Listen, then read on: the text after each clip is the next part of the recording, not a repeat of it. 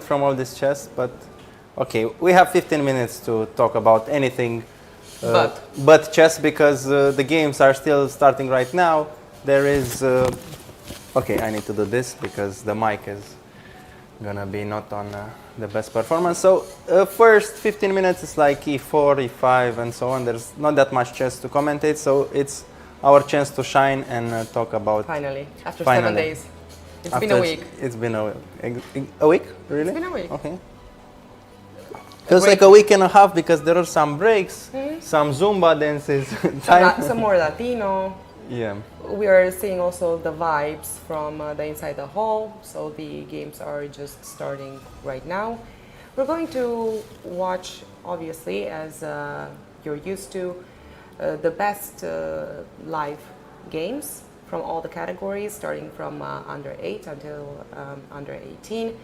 But in the meantime, we're also going to present to you the rankings. Yeah, the standings, because it's already round number 7. There's 3 games to go, and we can already predict who's gonna win and who's got the best chances to win those medals. And it's not only the medals, it's there are opportunities that arise after that. Maybe you can get sponsorships, maybe you can launch your career with scholarships and so on. So the players who are winning here can actually launch their chess career professionally. So we're talking about the commentators.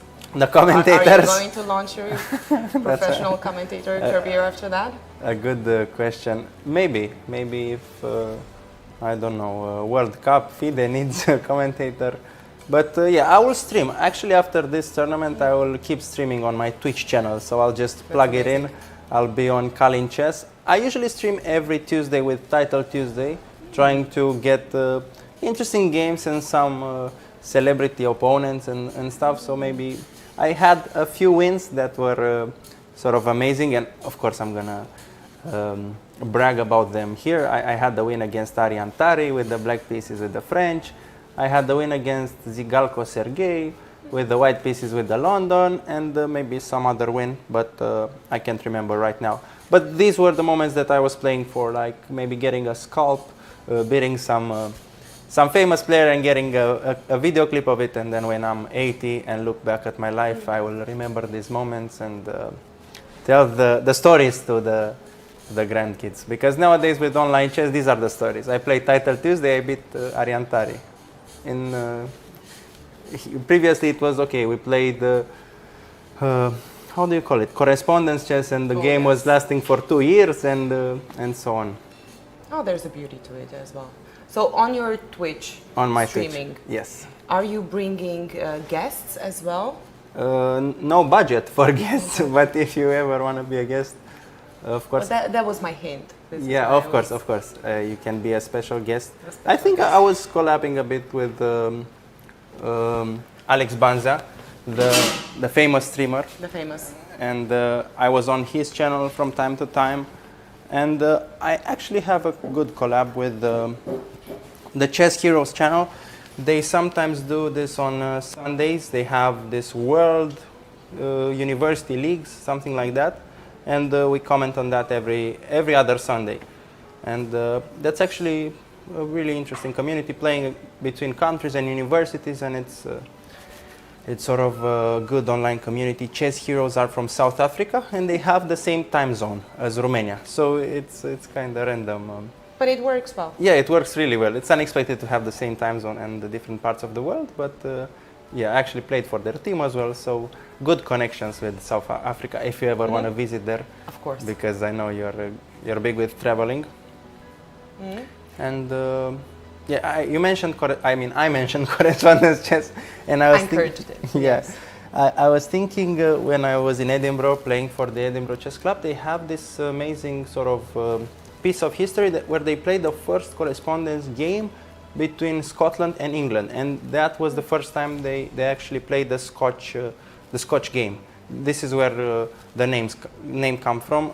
Okay, according to my memory, but it's probably right. So really big part of history there with the correspondence chess. It was the famous London against Edinburgh match in 1800 and something. It's been a minute. So yeah, it's interesting to see how chess develops from playing like 1800s nowadays. Chess.com, Lee Chess, Title Tuesday. What do you think it's gonna be next with this? Maybe virtual reality? Exactly, AI, VR. I think this is the future as well. I'm very curious how preparation is going to be, but I think there's always the human element which makes the game beautiful, because there is definitely an amount of preparation that can be done at a certain level nowadays that was almost impossible 20 years ago. True. If we're thinking 20 years ago, some of the variations that are now into play that are very good, so to speak, would have been mocked 20 years ago.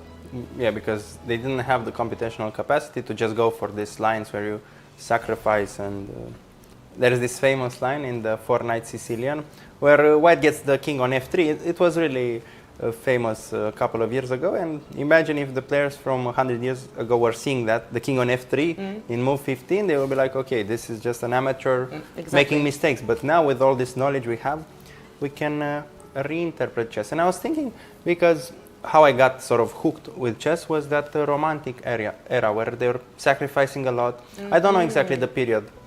There are also some games for the 1400s with Greco Giacchino. He had some games in the chess-based database where he was sacrificing a lot, and we are studying the miniatures where the game ends in like 15 moves, but a lot of sacrifices are made.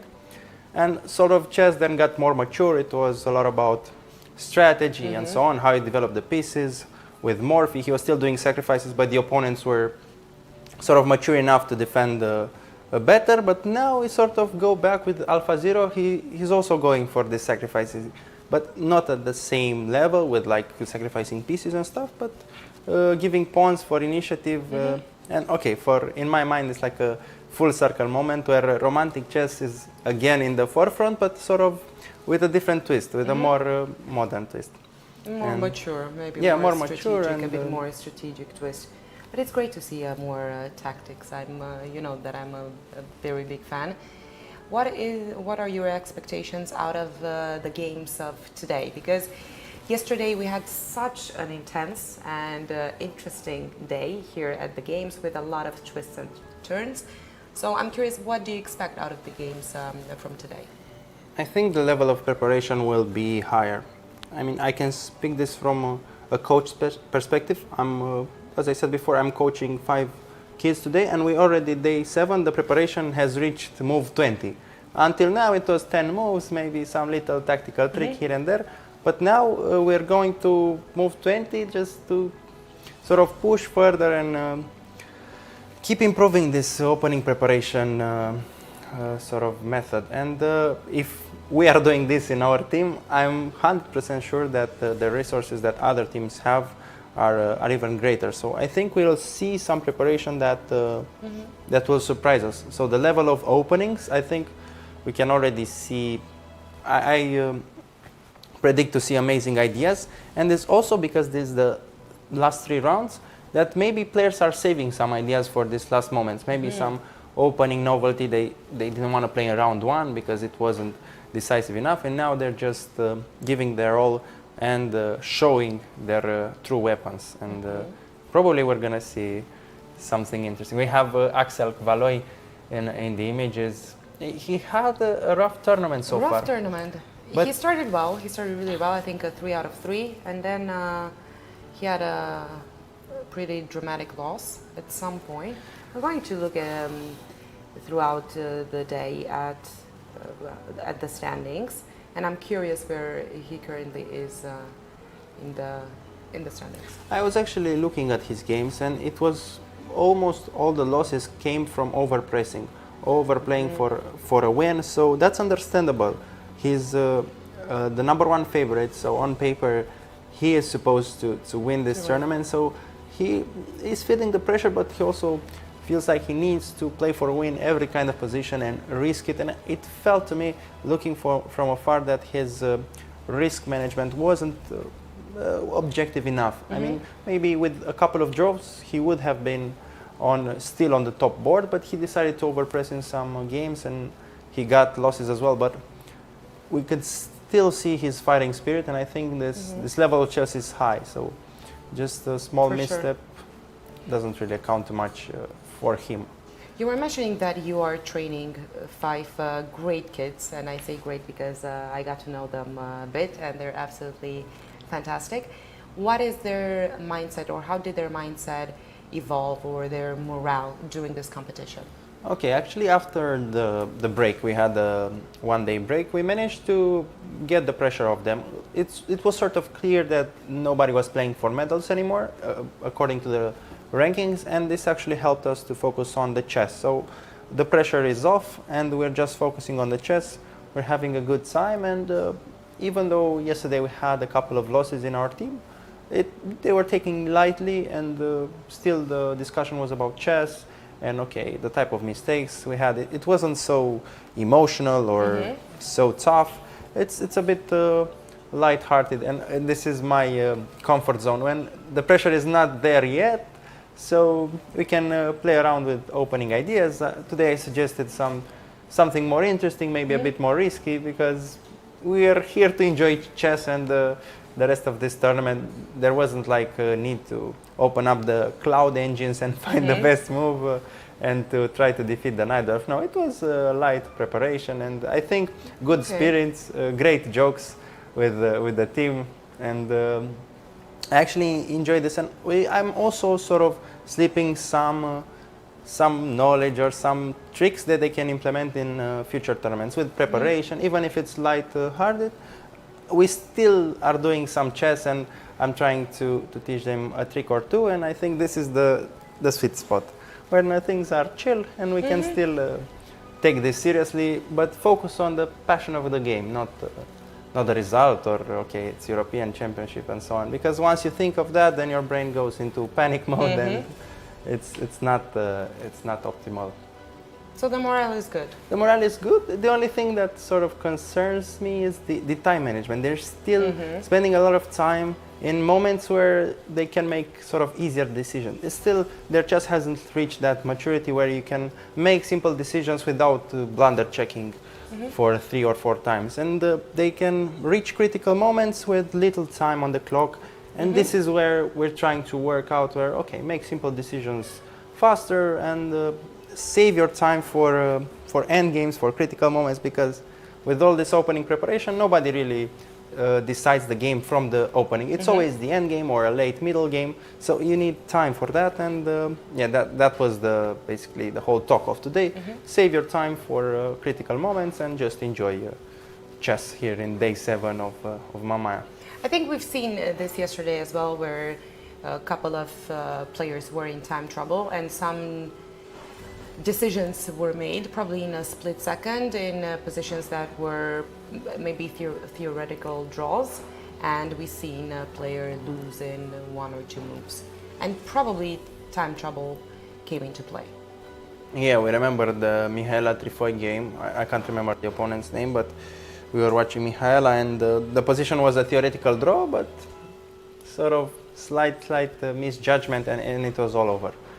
So I think we sort of underestimated the importance of time management, because we talked about strategy, about tactics, time, but at the end of the day, the mistakes are strictly correlated with your time management, and I think that's a good point, and we will follow closely the time management situation today. Especially, we're probably going to see opening surprises, and you need to make your decision there. Do I spend 30 minutes to find the best move, or do I just go for something light and maybe get into my opponent's preparation, but still I can handle?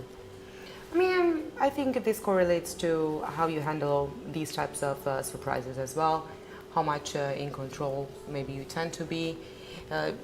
For some players who are getting very surprised at the board, they might spend more time because they're out of their usual zone or out of their preparation. As you were mentioning, they spend more and more time preparing each day for each game. So if you spend 3 hours preparing and you're being surprised all of a sudden, maybe you can correlate the surprise with that as well.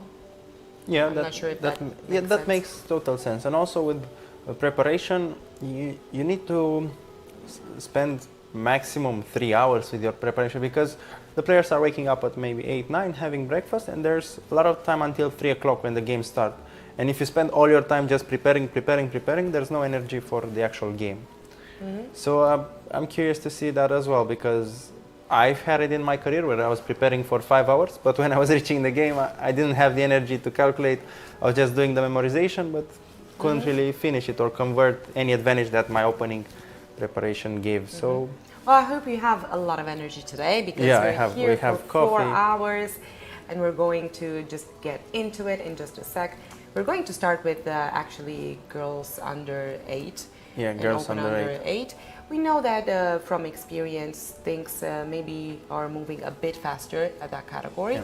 So maybe we have more moves in the opening at this stage. Okay, one more subject before going into Of chess. course. Because Let's do that. Even 2 if you want. Yeah. So today I had Maria knows, I had my PhD proposal meeting. That's sort of, I'm at this stage where I left the chess career and I have to sort of direct myself to something else, and a PhD was a good idea according to my parents and me as well. And the topic I chose was actually assisted AI training / learning with chess. And I was presenting and I was actually getting into technical details with the way the whole flow of the AI algorithm would work. And then the question of one professor was, have you seen Chess GPT, the paper that was launched on July 2023? And I wasn't familiar with that. I said, okay, I'll check it out after the meeting. And then I checked it out and I realized, okay, there's a group of 9 students from the University College of London, and they used the GPT platform to put chess on top of it. And basically, they're doing a lot of assisted learning, and you can use that to have commentary on your games. And I think that's a great tool, because we don't have the tactic of the day today. So I just wanted to throw this tool away. You can search Chess GPT paper on Google, and maybe you can use this tool. It's all about sort of explaining the engine move with words. Like we know the engines, okay, they propose 3 or 4 moves, but sometimes it's harder for us to understand. And this tool is sort of bridging this gap of and this neural network algorithm and how to explain that into normal words. And I was surprised a bit, because I thought my proposal was so original, but at the same time I got happy because it's easier for this project to have a good start and use this tool that's already been implemented. And the fact that the students were really high level and the research was greatly executed here on this paper shows that chess is still of great interest in the academic community as well. And I was happy that the things are moving on and our little game is not neglected, even when we're talking about ChatGPT, which is a tool that helps every job and will change the job market and so on. So we're still here with chess trying to adapt. As we talked in the beginning, how things are going to adapt. Okay, Yes, now it's ChatGPT time to sort of get into the discussion with the Alpha Zeros, Stockfish, Lila, and the whole gang. So people from home can use this tool to be able to comment like Kalin Gheorghiu or amazing FIDE Master. If they would comment like Maria Ursente, I don't think we would be, well, that it's going to be playable. Every position is going to be playable. It's going to be playable, so I'm not sure how accurate it's going to be, but fun nonetheless. Okay, I think that's all from me today. So no outside the chess. Okay. For I'm you, going to progress maybe with more Latino. Latino, okay. Yeah, but we'll see. We'll see how we switch things up or spice things up along the way. Until then, we are here at the European Youth Chess Championship after all, and we're going to start looking at some games. Finally, let's get straight into the action. Yes, so let's start with our first category of the day, which is girls under 8. And we're going to do what we did, well, so far. We're going to look at the first 3 boards. And we have Marques Carla Ioana at the first board. If you remember, we had that game of her that we presented. Yeah, maybe she won. I can't remember the game exactly, but I remember she was there on the... I think it was when she was not supposed to take on... with Queen F6, with okay, Queen okay. F6. I remember that. And the important lesson that we have on... yeah, only trade queens. On trades. Yeah, on trades. only trade queens. when you're converting to a real advantage, concrete advantage. So she's playing on board number 1 with Kravchuk Daria from Ukraine. Daria Kravchuk, I've seen her on the first 3 boards quite a lot, and she's rated number 30. She's not ranked yet. She doesn't have a She Nilo doesn't yet. have a ranking. So it's interesting to see. Oh, this is the current position. Yeah, this is the current position, and it's a Sveshnikov, one of the best approaches against 1e4 that black has. And we're already seeing some quick trades. We can see that the queen is on d5, so this square is still well controlled by white. And this knight on a3 is awkward at first glance, but it's typical for the Sveshnikov. This ended up on move 6, so you cannot really avoid the knight on a3, but it has good prospects. You can go to c2, e3, and then control d5. Here, okay, you hit the queen, you just roll back on d2, and you have to bring your knight while black is trying to play for f5. But I actually like white's position. It feels, I do too as well. It feels a bit easier to play, and also we get a hint of king safety problems for black. All is good right now, but on the long term, with these double pawns on the king side, your king might be weak. And we saw in all the games, even the games who had the material advantage and stuff, we saw the king safety can turn around many situations. And we have queen c6, probably some still theory. And you cannot go bishop d7 because there's queen d6, you lose the pawn.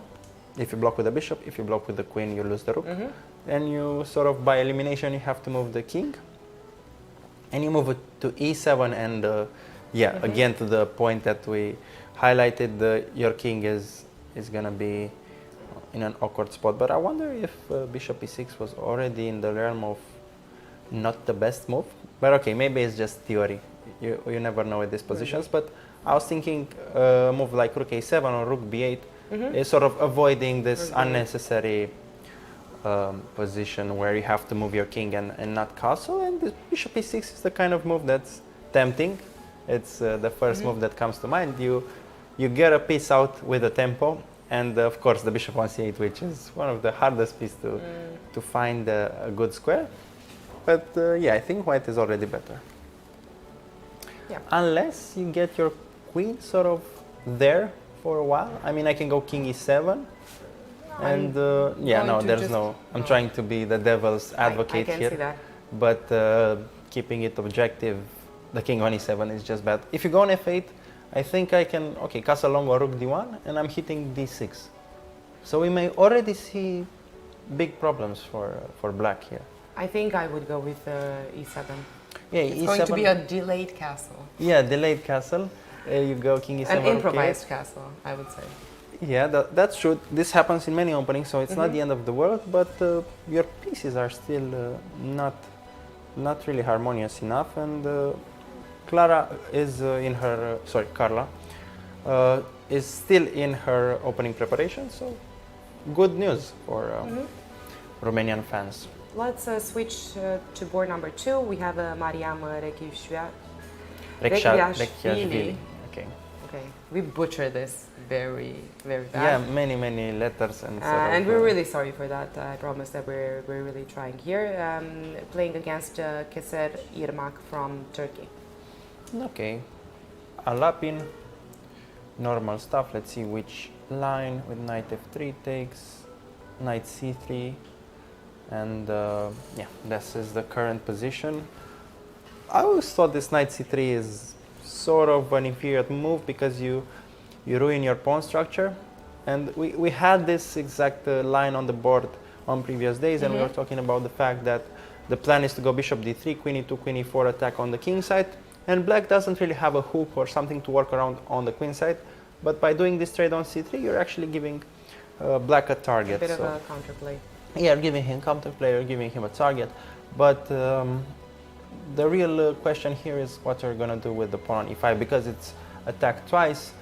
Maybe you can go bishop d3, take on e5, short castle to sacrifice a pawn for activity, but I don't know if this holds in terms of the debate of opening theory, but it would be tempting, this kind of approach, especially round 7. Maybe you're putting additional pressure, but if you're not doing that, you can still take on d6, bishop d3, and just play for the hanging pawns structure, which I think would be a bit inferior for white, because I can get my bishop to b7, I castle short, knight on f6, a solid approach by black, and I'll just hit those pawns. And the fact that we exchange a pair of knights helps black in this situation, in this kind of hanging pawn. So my feeling would hint that bishop d3 is the move, actually, to accelerate the development. The attack, maybe the potential attack on and on actually, his side. let's look more on this. Bishop d3, you take the pawn, I castle. If you decide to take the other pawn, I take with the c, and now I have two open files, the c file and the e file, and it's not so clear where my pawn down is. Okay, you'll have an advantage in the endgame, you'll have 2 against 1, but right now with almost all the pieces on the board, I think it's worth it. But these kind of decisions, easy to say from the commentary table, but it's especially tempting. the fact that we tend to calculate for 10 to 15 seconds sometimes. Sometimes you just throw away suggestions, and in the game she's thinking for 15 minutes. Of so course. different kind of depth and understanding of the position. Of course. Well, let's see. Let's see how things are going to progress. In the meantime, board number 3, we have actually the favorite number 1 of this competition, playing white Camille Bilot-Leile, coming from France, playing again Ahmadi Meriban, Okay, number again, 10 ranked. Again, a sort of deviation from the mainline Sicilian, from the open Sicilian, because nowadays the open Sicilian, it's hard to argue that it's the main lines in terms of popularity, but okay, going for a close game with this kind of structure. I see it so much when I'm coaching my students. A lot of people are doing this bishop b5, c3 and stuff, and the whole point here is to have this pawn structure with a d4, e4 against e6, d6, because that's easier to understand for kids. You want to push e5 for white, you have the space and so on. And I think here after d4, it's actually white who's taking over, just based on the fact that your center is better, and it feels like black hasn't really got anything in terms of compensation. Like you usually get the bishop pair for this. So yeah, I think this line with bishop d7 needs to be, you need to be really precise with black. I don't know exactly the theory, but it feels like, okay, this sort of standard development is not the way to go here. Still, But I don't find it that uncomfortable for black. probably it goes like d4, d4, takes, d5, e5, and then you can sometimes hold on with the knight on e4. I don't have time for knight in e1 and f3, and this kind of pawn structure resembling the French works well for black. So if you're in time with this kind of pair of moves, once I hit d4, you take and go d5, it's fine. But it's a matter of the right timing, and I can still delay d4. I can still do moves like a4, knight a3. Players still play d3 here. I played a lot of games against Grandmaster Sandelac Vasile. Probably some of you know him, but in the local chess circuit, he's well known for playing slowly, getting a grip, not rushing with d4. He would play d3, he would get the bishop, knight d2, knight f1, and slowly trying to trick you in a quiet middle game. So many approaches to these positions, and to chess in general, depending on your playing style and so on. Let me see if there are any other games here with, I think we can go to board number 1. Open 8. Open 8. Under 8, we have on board number play 1, d4 here. Kucher Artem playing white against Ivanovic Leonid. Okay, already 6 out of 6 for 6 out of 6 for Artem, Kucher? who's Wow. favorite number 31 in this competition. Okay, so 2 Ukrainians on first board. Yes, so far. For the girls section and the open Girls section. under 8 and open under 8. Interesting. Especially with the situation in Ukraine right now, maybe coaching course. is difficult. I Sure, can't everything imagine is difficult. the emotional situation. So definitely tough for these kids to play, but showing their best chess is even more amazing. I And know. admirable. Admirable. That was the word I was looking for. I'm okay. here for you, I'm here for you. Thank you.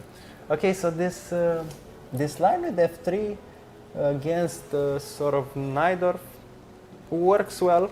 You want to build a Maroczy bind with c4, but already early stages. Okay, Artem is thinking. I don't know if he's calculating some bishop e3, queen b6, double attacks, and so on. Actually, there's no double attack, but hitting b2 might be awkward. So maybe a bluff, thinking, okay, I'm not in my opening preparation, or just he was expecting more of a Najdorf approach with stuff like a6 or e5. But still early stages, and yeah, it's gonna be a game where white is trying to control the space, the center, if he goes for c4. If he goes for knight c3, then we can transpose to anything. We can transpose to the knight of Scheveningen dragon, so there's still a lot of transpositions here in this position, so we just have to wait. He's thinking, so... Again, the game's just started 30 minutes ago. We're still in the opening phase. Not a lot of moves for some of the tables. The pressure is really high, especially for the first 3 boards. But still, we're very interested to see what maybe variations the players are choosing. If they're going for more safer ones, if they're playing more for the jugular. Okay, going straight for the attack, or sort of building up the stability. So let's see maybe how we're doing on board number 2. We have Andrea Iacaya. We are talking about the jugular, and here you have the King's Gambit, so right on time. So you could actually see yesterday that I started being really good at predictions. Yeah, so this actually is the most aggressive approach against the e4, e5. It got really popular recently with this chessable course by Jan Nepomniachtchi on the King's Gambit, because there was a time where King's Gambit was considered to be sort of out of discussion. It was like this offbeat opening. We know how to handle it. In this position, there are many ways. You can take on f4 and then play d5. You can play d5 right now. There are many ways of just getting a comfortable game with black, but that chessable course and his sort of stubbornness to still play the King's Gambit on the highest level proved to chess fans all over the world that this opening can be played confidently for white again. And it started to reappear here and there, and now it's close to the mainstream approaches against e4, e5. So sort of good news for romantic chess fans, but here with knight c6 I'm not that familiar with the variation. With the variation, yeah, we probably still go knight to f3, just to highlight this pawn cannot be captured because this typical queen to h4, queen to e4 tactics. So you're left with the decision of knight f3, knight c3, bishop c4, and so on. And still early stages, but I think we should have had more moves, but it felt like the board is just blocked here because I don't... So that's it? Yeah, I don't see the time ticking. So no time ticking, probably no moves, but great approach. And is Andrea... No, they're all on 5 points? Or? Yes, so both of them are 5 points. Luca, playing with black, is the favorite one in this game. He's favorite number 3 in this competition overall. Actually, just to stick here, even if we have no moves, we can still talk about something. When your opponents don't have games in the database, so especially at this age, you are trying to look at the games and try to predict the way the game goes. Because we had this in our coaching sessions as well with the team. There are no games. We are trying to look at the playing style and so on. So when preparing for an opponent, you can actually, there's a lot of data available. You have what opening he likes, but also you can have a look if he's an endgame player, how is he with tactics and so on. And after you sort of take in all this data, you can form a profile and maybe expect a range of openings. And do you think Luca expected this opening from Andrea? Or okay, maybe it's a tough question because we don't have data. Hard to say without the data. Maybe looking at their time would give us a bit of an insight. But it's just it's just not working. So. But as long as we don't have that, I think it would be hard to say. Maybe it was a prepared surprise. I would go for that. It's round number 7, board number 2. Andrea is the underdog in this game. Is it? Okay, because So- Luca is number 3. Okay. Number 3, exactly. So I might maybe take it into consideration that it was Full surprise? a surprise, yes. Okay. This was what I was saying is sort of the method to prepare when you have little to no information. You can still work around a range of opening possibilities for your opponent. Okay, then we can go to board number 3. For number 3, and then we will be able maybe to progress to Girls. the 12. 12? 12? Okay, okay, we can do it. Because I could see some images from the hall, and again, I think it's great to correlate some of the images with some of the moves that we see on the board. Okay. But until then, we have board number 3. Again, we're open under 8. We have Perez Solanos Hugo playing white from España, because I cannot say this enough. España. Playing against Kazimzadeh Muhammad, which is ranked number 28 in this competition.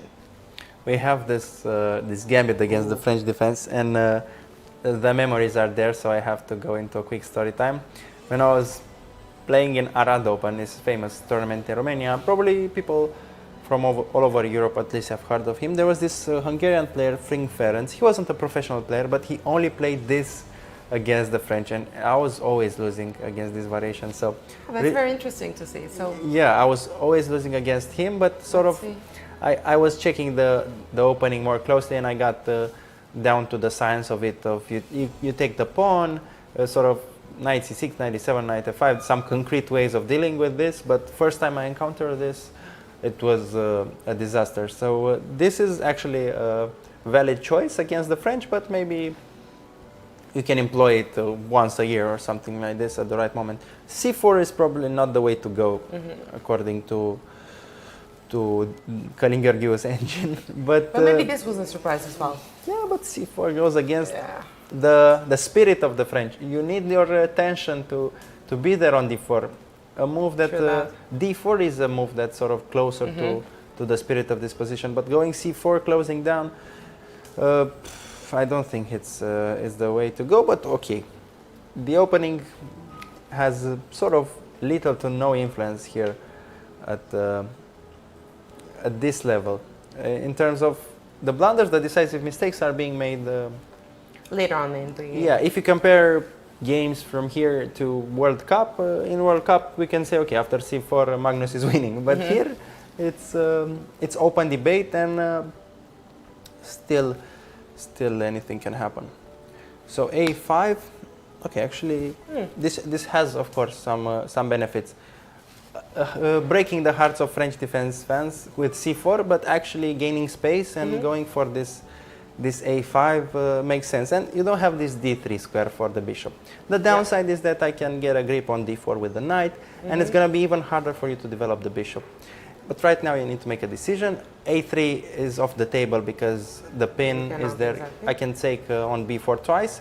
So you kind of have to take on a5, and you're getting this weakness on a2. So we can argue that it's fair trade here. You're I losing. still like it for black. Yeah, you're losing a square, you're gaining a weakness, and maybe some hopes of bishop a4. There is a variation in the French where you go, it's the a3 variation in the advanced French. You go bishop a3, a4, sorry, and then you go bishop c2, and then you go bishop g6. So this bishop, even though is hard sometimes to develop, there are creative ways to work around this issue. Okay, so this is open 8, board number 3. So you wanted to go with I would say let's start with the 12, or let's jump to the under 12 category. okay, girls Just under for 12. the sake of more of a more maybe dynamic presentation, Okay. and switch things up. Okay, a we bit. have Sara Shuna. She is number 1, I think, in terms of points. We've seen her games.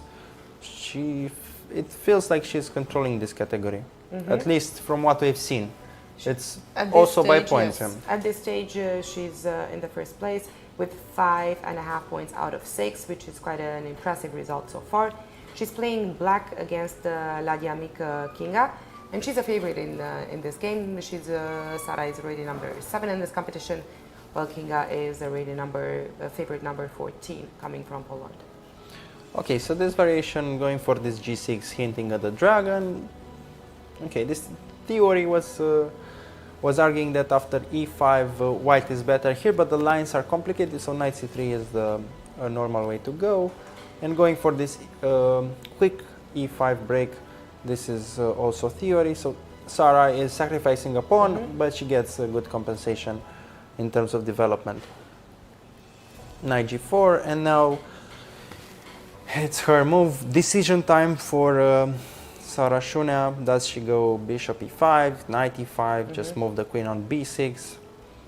Pawn down, so may experience some discomfort, but at the same time, okay, she's confident enough. She goes pawn to e5.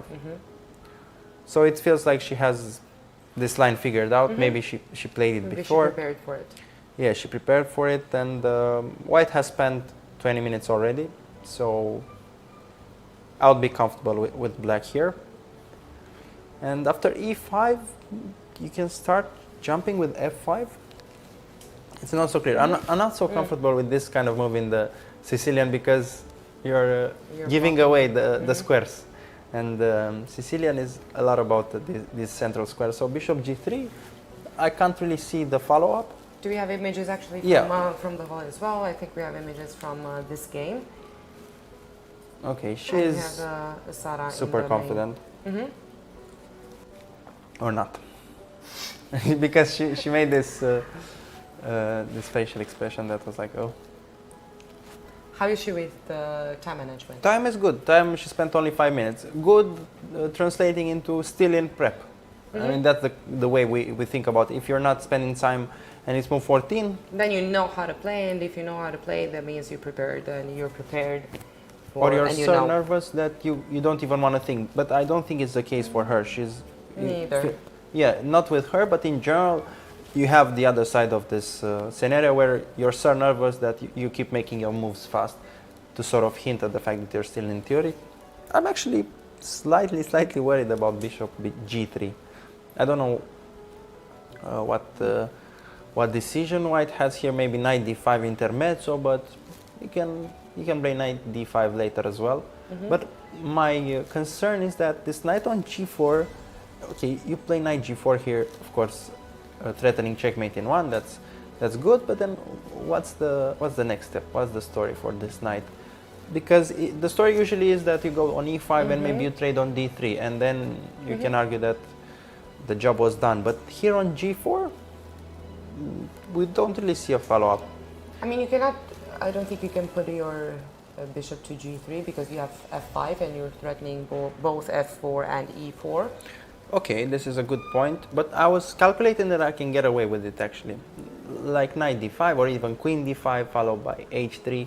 I think I can get away from this. Okay. Of course, the situation is a bit sort of tangled there. You're threatening f4, but you're not threatening e4 because your queen is under attack. There's this pin on the e file. So bishop maybe then I would have maybe bishop c6, and it would be a bit uncomfortable for white. Again, calculations, 10 seconds level. Yeah, but it's the point is great. Bishop g3, bishop c6 doesn't really work right now because you drop the knight. So f5, and then if you would move queen to d5, after rock king h8 maybe. Queen d5, king h8, and probably a move like h3.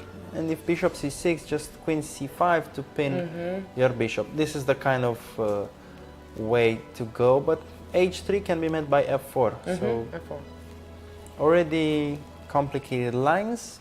And I just want to point out that white is a pawn up, right? But the pawn up is here on the queen side. It's this 3 against 1 scenario and 4 against 3 on the king side. But the whole action is on the king side, and you're actually at this stage of the game, your pawn up situation is not really relevant. It's just on paper. It's just pawn up, okay, when you're counting the pawns, but when you're looking at the action that's happening in the center and the king side, it's actually black who is a pawn up in this scenario. So bishop g3, f5, it's close to good initiative for black, and it's close for white as well to calculate the complications. Let's see, maybe she's going to move something different. Maybe a bishop to d2. We'll see. But in the meantime, let's switch a bit to board number 2 and to cover at least the first 3 boards until we have our first break of the day. Board number 2, we have Bashili Sadat playing against Eamon Blanca. Both players 5 points out of 6, which is quite impressive. And they're both really close in rating. Playing with white, Sadat is favorite number 13, and Blanca is favorite number 15 in this competition. And we have images with them on the screen right now as well. So how about their position? Okay, the position also brought some memories, but I don't get into too many story times today. It was just this, one of the greatest Romanian players, Florin Gheorghiu, started a YouTube channel, and the first game he presented was this line. And he was actually playing with white, and he set up a nice trap with castle, rook d1, and then some knight jump, based on the fact that the queen on a5 was hanging. So I just remember that game. It was played in 1960, but the tactic was still relevant today. So I like your story times because yeah, they're story really time is good. Either entertaining or educational, and a lot of times both. So I think you should okay, keep stick going. with them. Okay, thank you. Yeah, so it's a Benoni, but not the classical style with the pawn switched e7 with c4. So this sort of favors white at the moment because the weaknesses are not so easy to attack. But okay, typical Benoni. What can we say? There's knight g4, knight e5, jumps. b5 is not working right now because the rook is gonna attack the queen with a discovered attack. If you get your queen to b4, sometimes after a5 you might just lose the queen there. Exactly after a5 you just lose the queen after rook a4.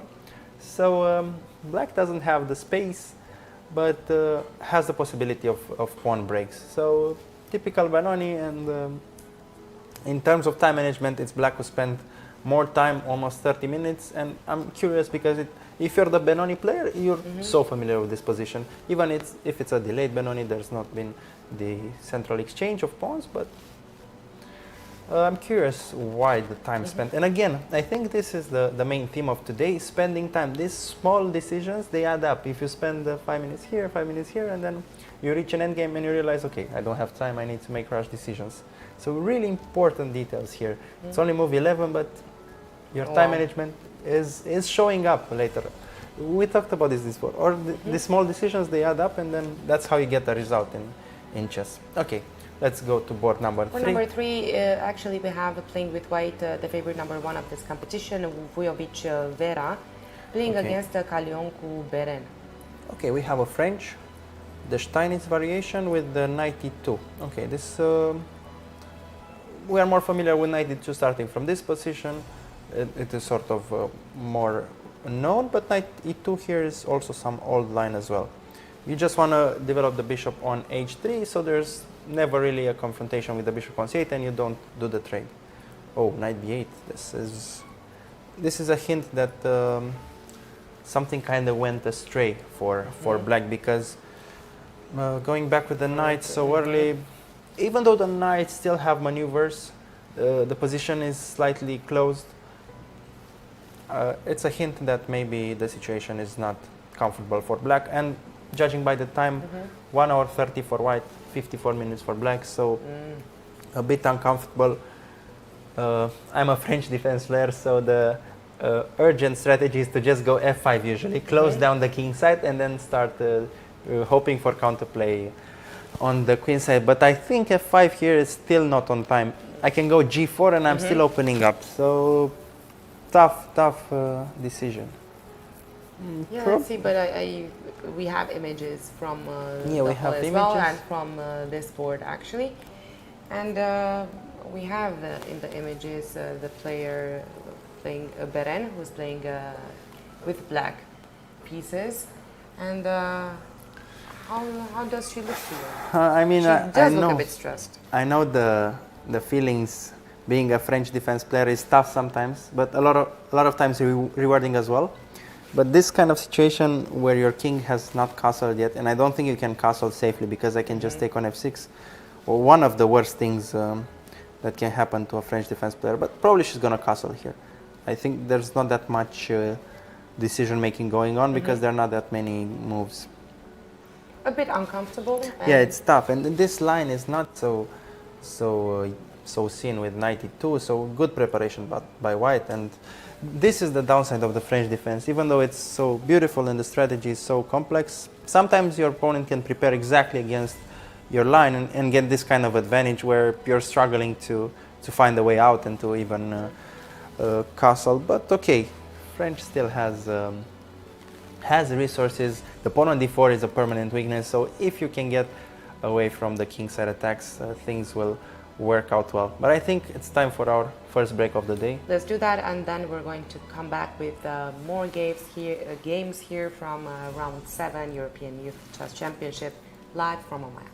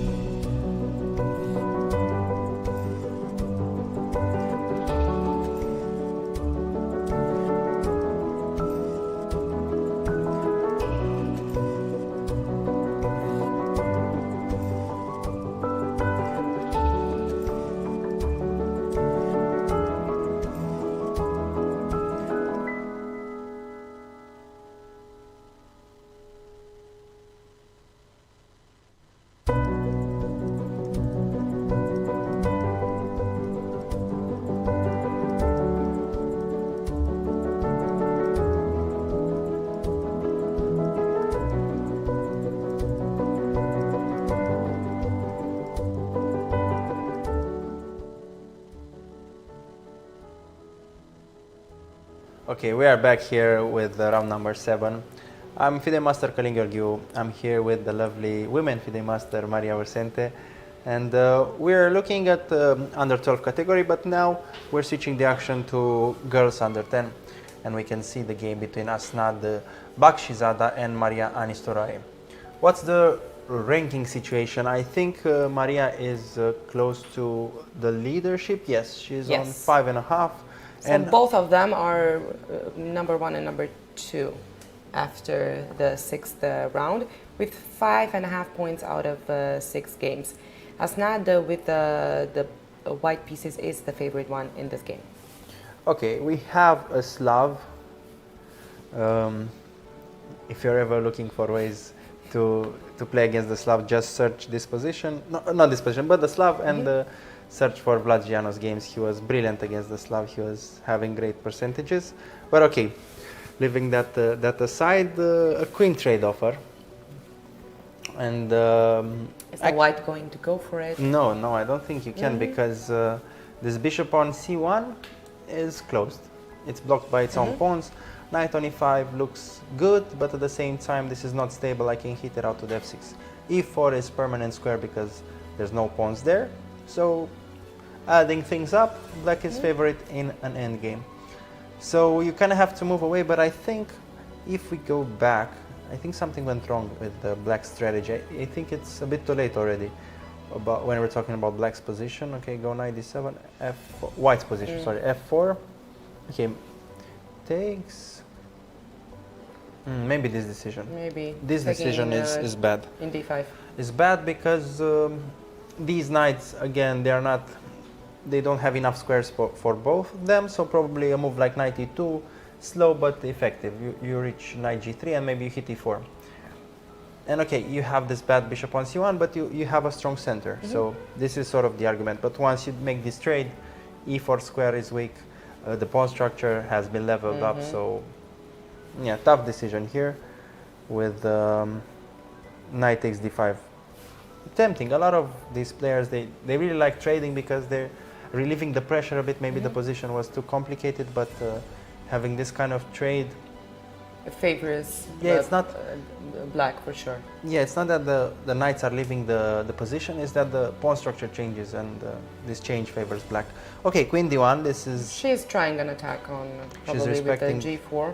The sort of the argument that we stated, and there's still some hope here for this bishop on c1, like d2, e1, h4, slow but effective. c5 is the kind of move that you want to make with black, but at the same time maybe you want to delay it as well because you're weakening d5 as well. So some pros and cons, but okay, the opening struggle is over. Black is comfortable, and I think even a draw in this result would make both players happy. I would say so as well.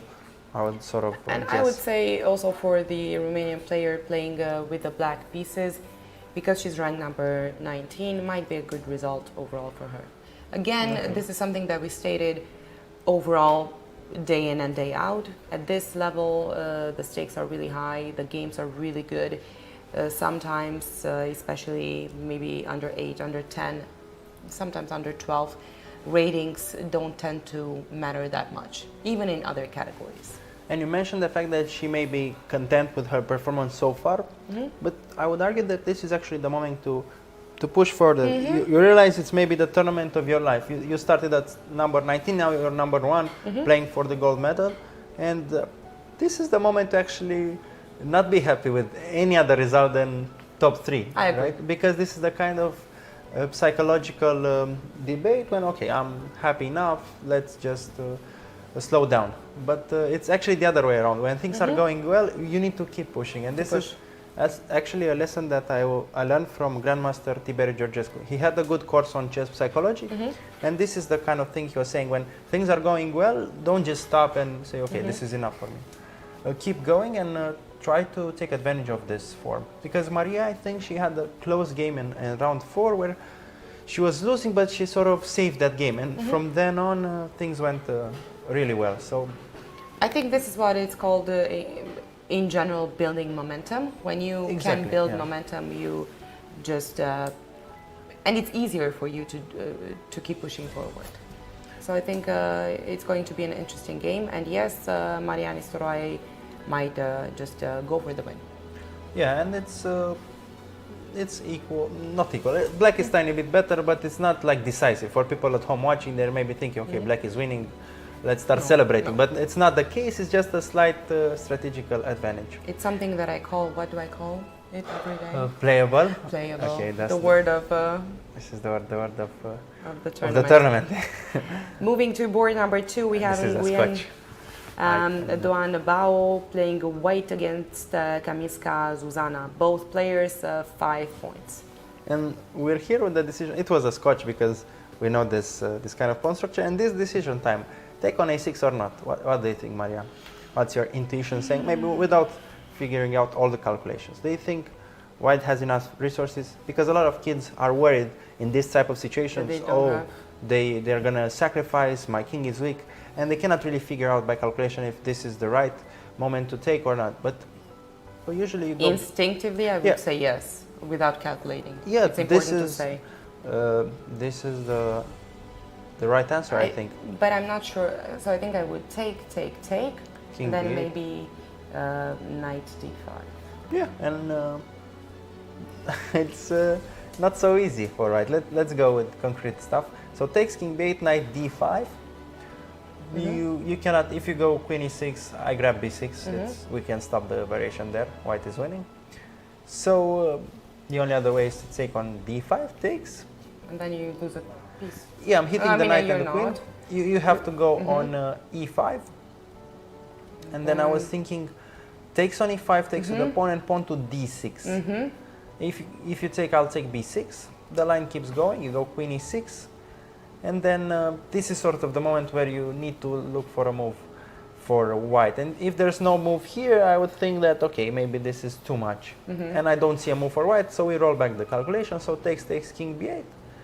Knight d5 is good, but maybe Maybe obviously there can be a better move. other choices, yeah, as well. So, or even after knight d5 takes knight e5, we can start looking for other candidate moves. This is sort of the process of calculating this type of variation. Maybe bring the knight on d4, but because if you take, I bring my rook, and maybe I threaten some knight c6 stuff. Takes knight c6 and b7 is for me. So let's see knight d4. What can black do in that position? Not so clear to me if there's an answer right now. Probably just bishop c8 is the way to go. Bishop c8 hitting the queen. So, okay, after bishop c8 feels like black is defending, and so on. And you need to do this sort of algorithm, crank up the machinery for all the lines. With us, okay, there's not pressure to calculate everything, but for white, she had to go through all this process, but she chose bishop c4. And the argument for this move is actually that the position is still okay for white. There's no need for this direct decision, this concrete way of dealing with bishop a6. The moment is not that you're losing the choice of going bishop a6, but at the same time, it's tempting. White spent 5 minutes on this decision, but I would say pairing with the information we have about time management, it's good timing. If you spend more than 15 minutes here for bishop a6 and you don't play it, you don't reuse the calculation anymore. So it's not really something you can benefit. Okay. Let's see board number 3. We have Lampu Marianta playing white against Veselov Zoe, and they're both favored number 3 and 4. So it should at least technically be a tight game between favorites. Okay, but this is tactics time. This is definitely tactics time because the pressure is there on the king, and there are some candidate moves there, like knight h6. Okay, f6 is not really working because you open up the bishop on c8, but probably take on c5. Okay, I have a variation. Queen g5, take g5, take c5. Take c5. If you recapture knight f6, takes bishop f6, game over. Yes. Because make on h2. So takes, take on c5, take on f5, which is sort of maybe better, but here knight h6, I take, take with the rook, okay, bishop h7 you defend, and then I'm picking up the bishop, sorry, and I'm up material. So, puzzle rush moment. But you can still argue by elements. I want my h file open, so let's do this trade, open the h file. I want my bishop open, okay, let's take on c5, and then you can build this calculation by reasoning as well. It's not always, when we're talking calculation, it's not always like, okay, a branch of moves. You can also add some concepts. Okay, let's open this file, let's open this piece, and sort of. But what if I take on h? I cannot do that. Yeah, if I take c5 first, then you grab h5, and I think it's not such. It's different. The h file is not open. I don't think I have there something so good. Yeah, I was thinking knight h6 takes, but I'm not so confident. I think this is queen g5 takes c5. There's also the option to take c5. I think knight f6 is just over. You have to see bishop takes f5 and then knight h6 with a check. You have to take, I take, threatening checkmate in one. It's either f6 or bishop h7, but either way I take d6. And when we add up, I'm a pawn up. Exactly. It's pawn up is good enough for... it's still material up. But I think Marianta is definitely seeing this kind of stuff. We'll just roll back quickly to see what happened in the opening. If the opening is the kind where it's typical for this pattern to appear, okay, we have the cole. So nice when this kind of quiet openings turn out to be more adventurous than they... I like to see that with white. Because a lot of times these systems are poisonous a lot when we're talking about the cole, the London and so on. Okay, bishop c8 and... okay, this is the kind of thing... But c6? Whoa, c6. I almost missed this. You play c6 here? I think it's... I don't think so. It's not how the game went. I'm afraid. I don't think you can play c6. Or maybe you play c6 and you realize, okay, you have to play c5. Yeah, exactly. But if you play c6 there, then I think losing that tempo makes that position makes more sense that this tactic arises, because you lost the tempo in the opening and you're just not in time to defend. So if this is the actual game, which I think that's the case, then this explains the situation. Tactics flow from superior strategic positions, and from this quote, you lose a tempo, therefore tactics. But okay, do you think it's so straightforward? We do tactics every day, so for us it's exactly. bread and butter. But again, we spend a couple of seconds doing calculations, so it's not that much in depth. But I think it's straightforward. I think it's sort of clear that this is the line. Okay, maybe some other thing. Maybe there's something takes, better. take on c5, bishop e7, and sort of play that position. But there's still rook f1 and threatening f6 somehow. But at least I can win a pawn. Okay, there's still complexity to this position, but again, not that many choices. You either take But c5. still, if I take on h6. Right now, okay. Take on h6, take with the pawn. Okay, if you take with the pawn, I would take on g5. Take. And then I take on c5. Oh. And then I'm threatening checkmate Okay, maybe as well. this is better version. And then I have 2 pawns out. If my math is Okay, mathing. this is actually math is mathing. Yeah. If I take with the queen on h6, then I would play queen g4 and you queen f6. Queen f6 and queen h4. no, I just take maybe Oh, no, queen no, h5, queen but h5. we repeat. Oh, no, maybe I have something better. I was looking at what I would play if you would take with a queen. Again, maybe it's not the best. No, it works. If you take with the pawn, this is better than. If you take with the pawn, it's an improvement of that variation. But if you take with the queen, maybe it fizzles out. Yeah. So again, tough decisions and definitely critical moment. This is the moment where we probably can predict how the game will go. Okay, let's go to board number. Okay, we finished. Exactly. Let's go to open 10 because this was the girls under 10 category. And let's see the first board where we have Sheng Ming playing white against Nezivenko Mihailo, both players from Germany, so it's a national derby on board number 1. Okay, let's have a look at this position. Quieter from what we've seen previously, not that many calculations. If you can help me with the pawn counting, it's equal. Equal pawns. Equal. Okay, this is good. Equal pawns. D5 is weak. And this is significant information for the position because white doesn't really have any other clear weaknesses. So D5 is weak. And okay, you extend a bit with black on the king side. Maybe you're hoping for some tricks, some rook G6s, some F4s. Some F4s. But I think I can handle it. So for example, F4, I can just take on F4. Because if you recapture... At this stage, yes, because you're on a pin. You're on a pin. So already you see the weakness of D5. So I would argue that white is clearly better here. Because I don't believe in black's attack, and we just know what happens in this kind of structures. You still need more pieces for this kind of attack to work. Okay, F4. I would say it's a blunder. Okay, bishop F4, maybe knight C3, but I was thinking I can start with knight E4 as well. Knight E4. Okay. But let's see this bishop F4. So there's still calculation in this Okay, kind of exactly. quiet position. So bishop F4, if you take knight E4, I think that's clear. We can kind of stop the variation there.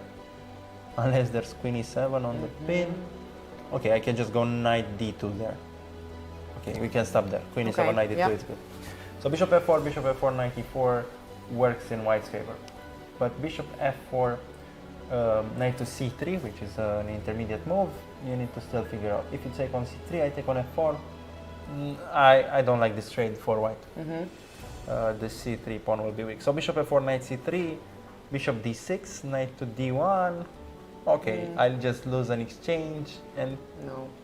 Okay, probably I can go rook E6, queen E6, bishop A3.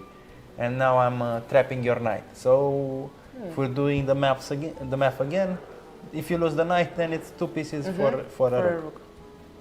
So let's dig deeper. So bishop F4, knight C3. Then what I was saying. So bishop D6, knight D1, rook E6 takes, and bishop A3. And according to my calculation, we can stop here saying I can win the knight. Maybe you take on F2, I take with the queen. D5 pawn is dangerous, but I think I can cover it. So this kind of scenario I'm okay with. But at the maybe. Okay, let's see. What are the suggestions after bishop F4?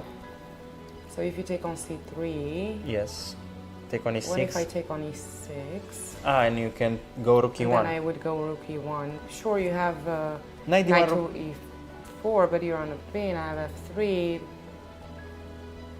Okay. So bishop F4, knight C3. Rook E6, queen E6. Rook E1. Rook E1, knight E4. I can just simply take on D6, And take then with the take queen, on E4. take on E4, and even go queen C4, queen E4, and clear pawn up. Yeah. So even better variation, knight bishop F4, knight C3, take on E6. Taking on D1 doesn't work because rook D6. Okay, so we kind of figured out, according to us in the studio, bishop F4 is winning a pawn. But then you're trying to think of the players. The position is better strategically. Do you want to risk this kind of calculation where you may be missing a move or something like that? Because you have bishop D4, which is still better. Safe. So I'm sure. this is the kind of decision you have to make as a player. I'm sure I'd have to say. But maybe it could be the winning move as well. Yeah, if the alternative was worse, like bishop D4 was not really such a good move, Probably. you have to go with bishop F4. But when you have bishop D4 and still an advantage, it's probably not the correct. Better, you say. Okay, but now I actually see something as well. Bishop D4, take on D2, take on E1, take, and F3, and now counterplay. And this is already not so comfortable. You're right. For white. So You're right. again, another layer. We're saying bishop Bishop D4. D4 might be the best option here.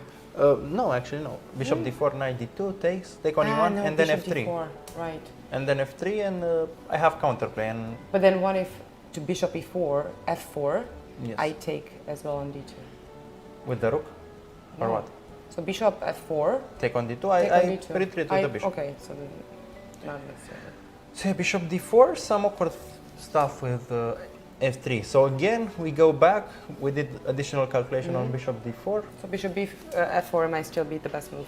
Okay, so there's still knight e4. We take with the rook, and I'm still curious to see what the engine would actually say. we don't know How far we are from how far from off. the best Maybe move. someone in the comment section can reveal to us the truth if there's anyone in I'm the comment. scared. No, I think calculation is on point. But definitely there's a lot for us to learn here as well. And I think it's... Tactics are helping. The Exactly. tactic training we're doing every day is actually And I paying think off. it's an interesting position when we first entered the chat, when we first entered the board. Set the quiet position. Quiet okay. position, and look how things progressed in two moves. And this is actually, these are the kind of games that we want to see here every day. And I think they're really interesting. And what we've seen today, even though we started our transmission an hour and a half ago, we can see quite a lot of battling taking place, a lot of fighting, and some tactics. You said that we're like seeing tactics here, but actually the way chess works, you cannot avoid tactics. So every kind of position, quiet or complex, has tactics. So there's always a tactic to be found. Let's see how things are progressing. Board number 2, we have Okay. Vladimir Sofronie playing white against Artem Hiron. Vladimir is a favorite here. He's ranked number 4 in this tournament, and both players have 5 points out of 6. I'm trying to count the pawns, but So white is 1 pawn up. is it? Yeah. Yes. Okay, white is 1 pawn up, and black has double pawns. I just wanted to say that Vladimir had an amazing game yesterday against Rusu Lucas. Rusu Lucas is actually one of the best players in this category from Romania, but Vladimir managed to have a successful attack on his king. So Vladimir is actually on a good momentum. His tournament is going well, and this position, I'm wondering if there's any hope for black. This is the kind of question that I'm asking, because pawn down, and okay, c6. Ooh, c6. Good stuff. C6 is sort of not just pushing a random pawn. You're actually restricting this bishop. This is a key thing. Probably f4, bishop f5 can solve this problem. But this kind of thinking that first you're thinking how to restrict your opponent's pieces is showing how aggressive his playing style is. Because we saw a couple of his games, and he's more aggressive than players his age, or in this age category. He's always pushing, always going forward, and yeah, his playing style, I think he resembles his father's. The well-known international master Iulian Sofronie is the father of Vladimir, and together with his wife, they're an amazing team of coaches that are helping Vladimir, and his playing style is entertaining and at the same time on point. So this kind of attitude can actually help you win medals, because this is how you force mistakes. You keep pushing and you keep asking the right questions, and then eventually your opponent makes the decisive mistake. So winning for Vladimir. Winning at the very least, at least 1 point. Yeah. At least from what we see, again, there's maybe a lot of surprises that can happen, but we're glad to see this position. Moving on to board number 3, we have Larry Mark. We have Famous him Larry Mark. exactly. We have him here every day on the live boards. He's ranked number 1 in this competition, 4.5 points out of 6, playing with Lishoi Gengis Dildarav, and he's playing white, Larry Mark. Okay, And, pawns. pawn up. Pawn up. Okay, pawn up for white, and rook endgames. Oh. Rook endgame. Winning for white. Really? So easy? It's just that easy? 5 seconds. Okay. Predictions Probably. 101. Yeah, probably. Yeah, I was just trying to think. Properly assess. Yeah, but it's close to winning, because these pawns are weak. The c7, e6 And a6. pawns, and yeah, white has a healthy pawn structure, and I don't know exactly about what happens if you trade these pawns on the queen side and the center. This is a draw 3 against 2. Yeah. But the main point is to try to at least save one for the whole game.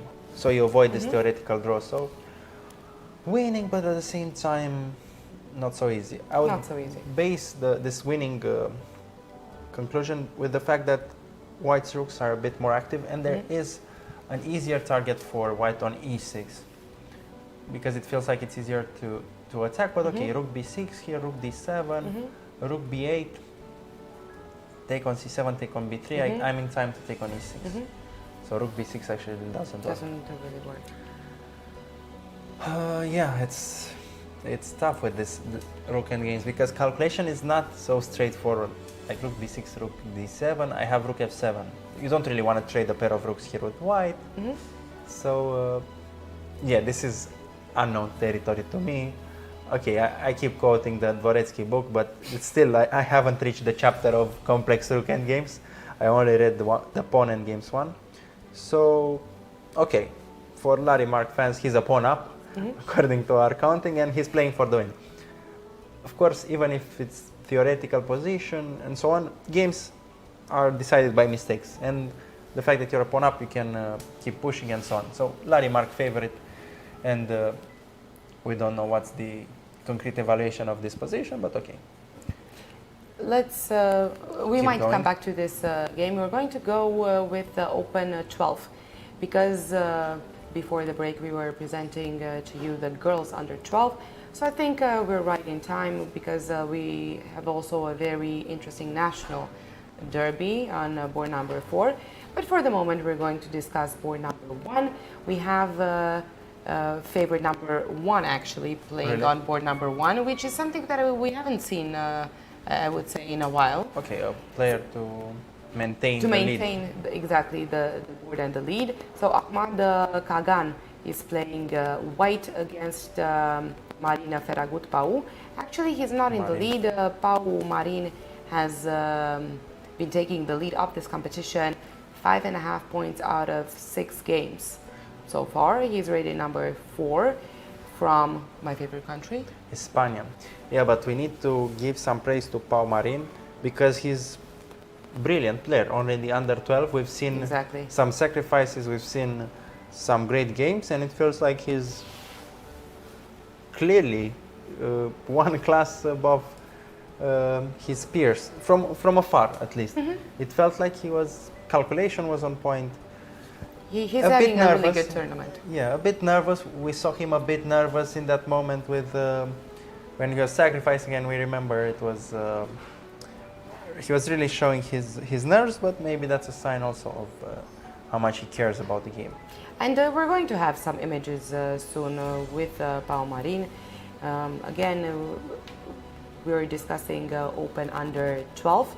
There is a lot of competition here. I've seen a lot of things happening in the first 6 rounds. So let's see how the position is going. Okay, King's Indian. He is a King's Indian player, and no idea about this whole line. Let's see. It's probably okay. The bayonet attack. There's big theory here. Good chessboard course by Jones Gavain. That's actually sort of recommending some good ideas here for black, but we're still in the realm of classical theory, and I have no idea how to judge this kind of positions. It's out of my comfort zone. So let's just have a look at the players to see maybe some body Maybe they can language. reveal something for us. So on the screen we have both players. We have Ahmad Kagan playing white against Marin Feragut Pau. Yeah, not much to be said there. What about their time? Okay, 43 minutes for Pau, 1 hour for Kagan. So So not much. better time for white, but we've seen Pau get nervous when he had the winning combination. So the fact that he's not moving around and dancing, it's the fact that the position is probably equal according to his thinking. Okay, I'm afraid to start proposing moves. It's already, if you go knight b6, you can start thinking of rook a5. So this position is just way too complicated. But let's try to say some words. Okay, well, I have a question. Okay, good. Which side would you play? White or black? And you can switch the okay. boards to see how they would look like from both. Oh, not good. No, Okay. I actually have a personal experience with the Zemish against the King's Indian. I never had the courage to go King's Indian fully. I played it from time to time because so much theory and you still have to learn a lot just to survive in some variations. So I tried to not play it in my chess career, but with white I was always comfortable with black's attack, so I would choose white here. But also from objective standpoints, it feels like white's attack is a bit there. Some files have been opened, some A file, C file. We didn't look at the pawns, but it's equal pawns. But okay, so knight b6, the plan would be to just jump on this d6 pawn with bishop a3, knight b6, knight c4, rook c1. This is the kind of thing. But what I would hope for as white is to go queen c2, rook c1 and trade the queens, because any kind of endgame is better. Any endgame is better. The only concern is that just black is trying to get this kingside attack, but actually I have an argument for white's advantage. The position is a bit open towards the center. Okay, not on the D and E file, but it feels like I can bring some pieces to make some trades. And we know that once I make some trades, the attack is not that dangerous. So I'm going for this line of argument that the opening of the C file will help me make the right trades, but I don't know what's my move here because h3 is not something I want to do actually. Even knight h5, knight g3 or even h5 is working. And knight b6, okay, I propose rook a5, just okay, sort of a spectacular move, but it's not far away from the spirit of the position. You just sacrifice the rook for a knight, but the bigger point is to keep this bishop alive, because this bishop on c8 is usually the one that is decisive. Maybe the only openings where the bishop on c8 is actually needed there. So that's why maybe I have such a bad opinion on this bishop on c8, because I'm not a King's Indian player. For a King's Indian player, they often tell you that unless you have your bishop on c8, there's no checkmate, because this is the piece that actually makes the difference. Everything up. Yeah. So finally, a scenario where the bishop on c8 is on. We might come back later on. I'm page. sure during the last hour we're going to come back to this game. You chose white. I will choose the black pieces. Okay. And just for the. Well, I chose white with the close as well, and you chose black, so it's see. same And coordination. we'll see how things are going to progress later on. In the meantime, let's go to board number 2. We have Ambar Tsumian Tihiran playing with white pieces against okay, you need to help me with this a bit. Kviriashvili. Andrea. Yes. Andrea Kviriashvili. Both players 5 points out of 6, so good tournament so far. I won't jump the gun again to say this is a quiet position, because I don't think we can say that about any position from here on. Same number of pawns. I'm going to okay, good. save you some point. time. Same number of points, but better for white. Better pieces. This knight on a5 yes, definitely. vacation mode. This knight on b5 jumping to d6. Better for white. Clearly better for white. But yeah, opening, was it another King's Indian? Oh, the Alekhine. I had an intuition because this knight on a5 was there. Oh, the Alekhine. This old line actually beat Gabriel Grecescu in this line. It was a long time ago, 2013. I don't know if he remembers the game, but it was one of my best wins.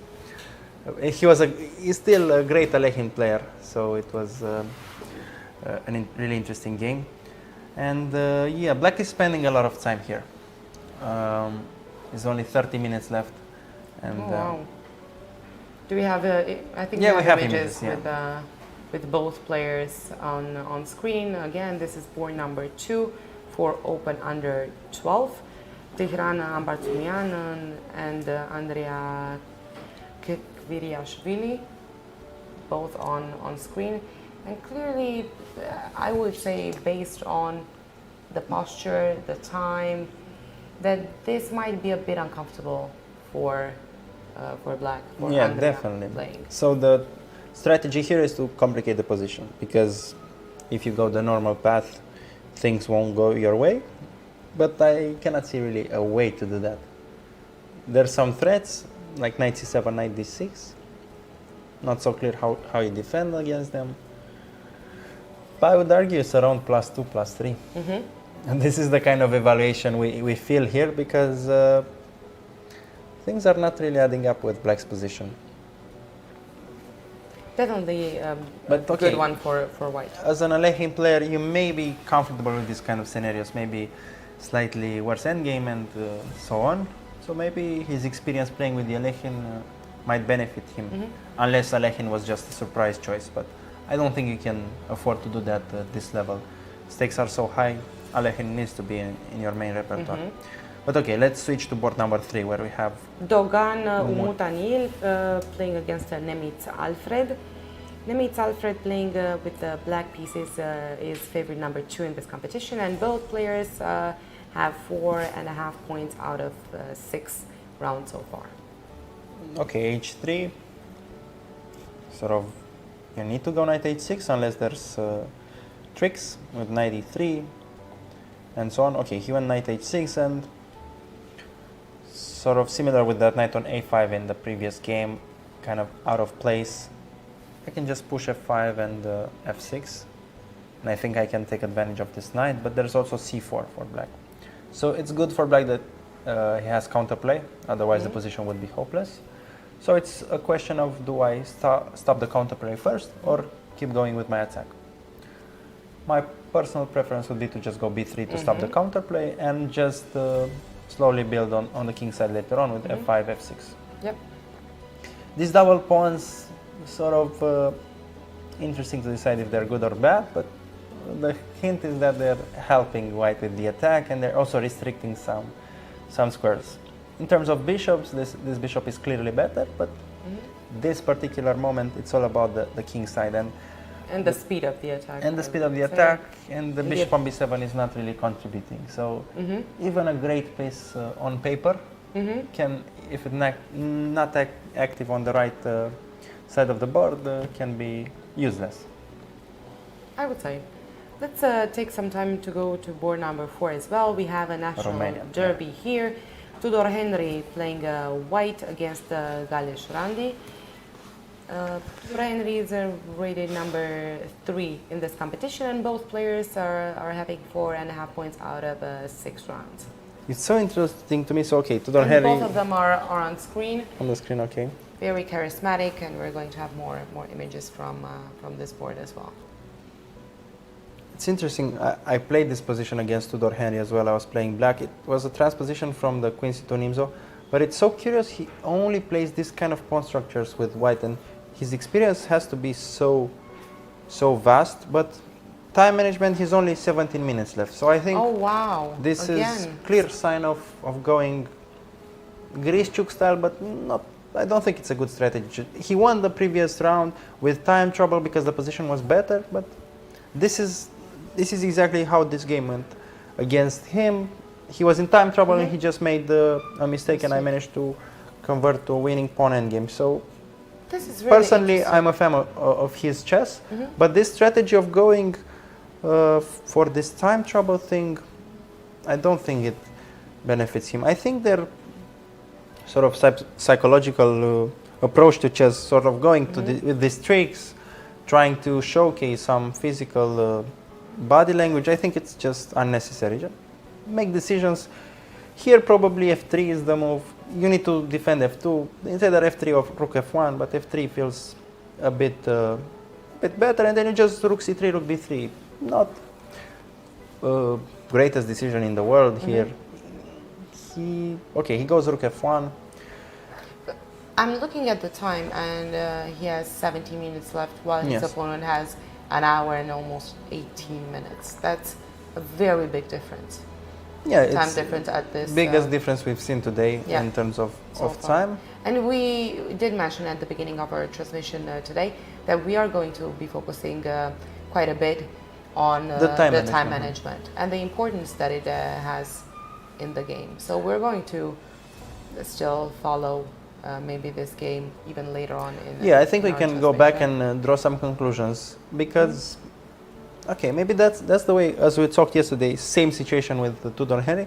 Maybe that's his way of fully focusing and bringing his best resources to the game, getting into time trouble, and after that, making the best moves. This is definitely affecting the opponent's play because when you're facing a guy who's constantly in time trouble, you don't know how to react. You want to keep going at your own pace, but you are influenced by their time management. So, And maybe you might want to speed up your game for Yeah, and your then- opponent to make a mistake, given the fact that he's in time trouble. What can you say about Galesh Randi's body language? I think he's comfortable with the position because, okay, Tudor Henry has a million games in this kind of pawn structure, so it's not a surprise for him.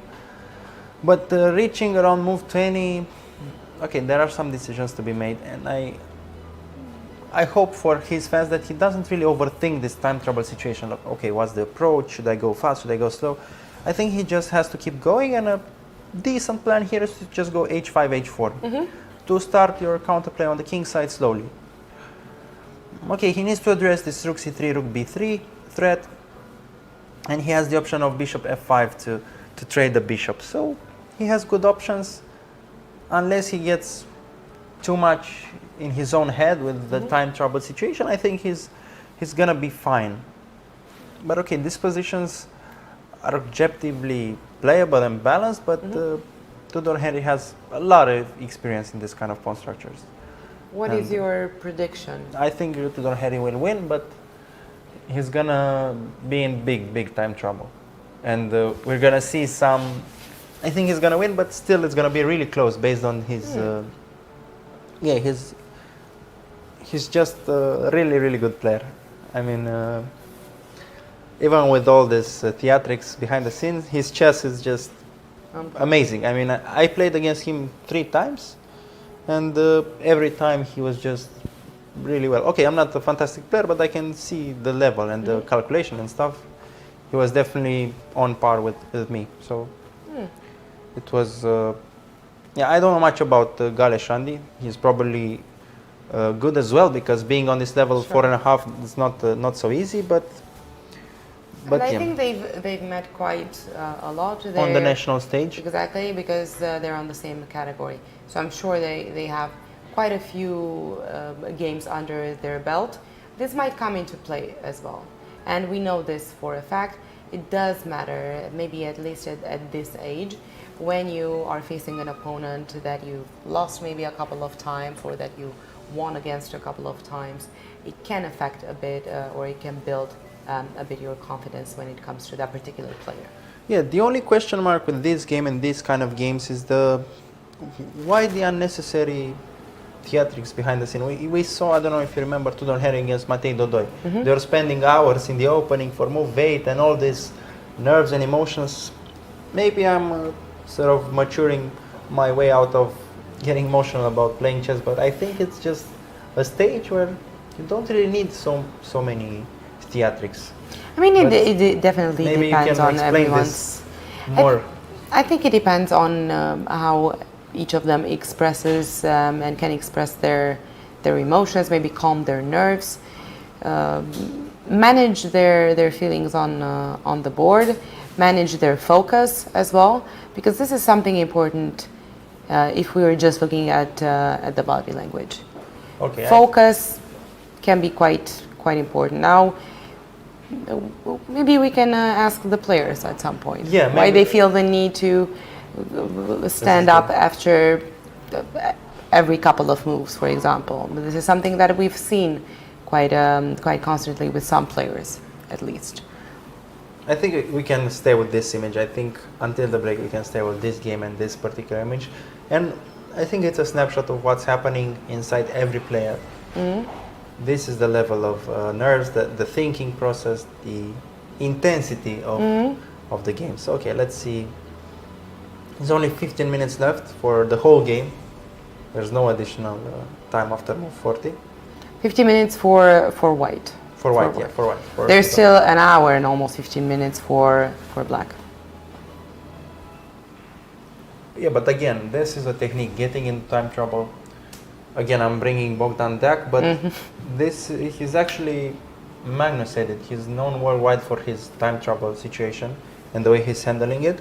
And from what I read, the way he's spending time is just comparing similar moves. For example, you have a rook f1 or f3, slightly similar, and he's just spending time calculating the slight nuances between these moves. So he's also almost doing like a research type of task during the game, and I think this is a great skill. But when we're talking about the practical game, you need to make your decisions fast, and I would leave the research aside for preparation for a PhD maybe, but not during the game.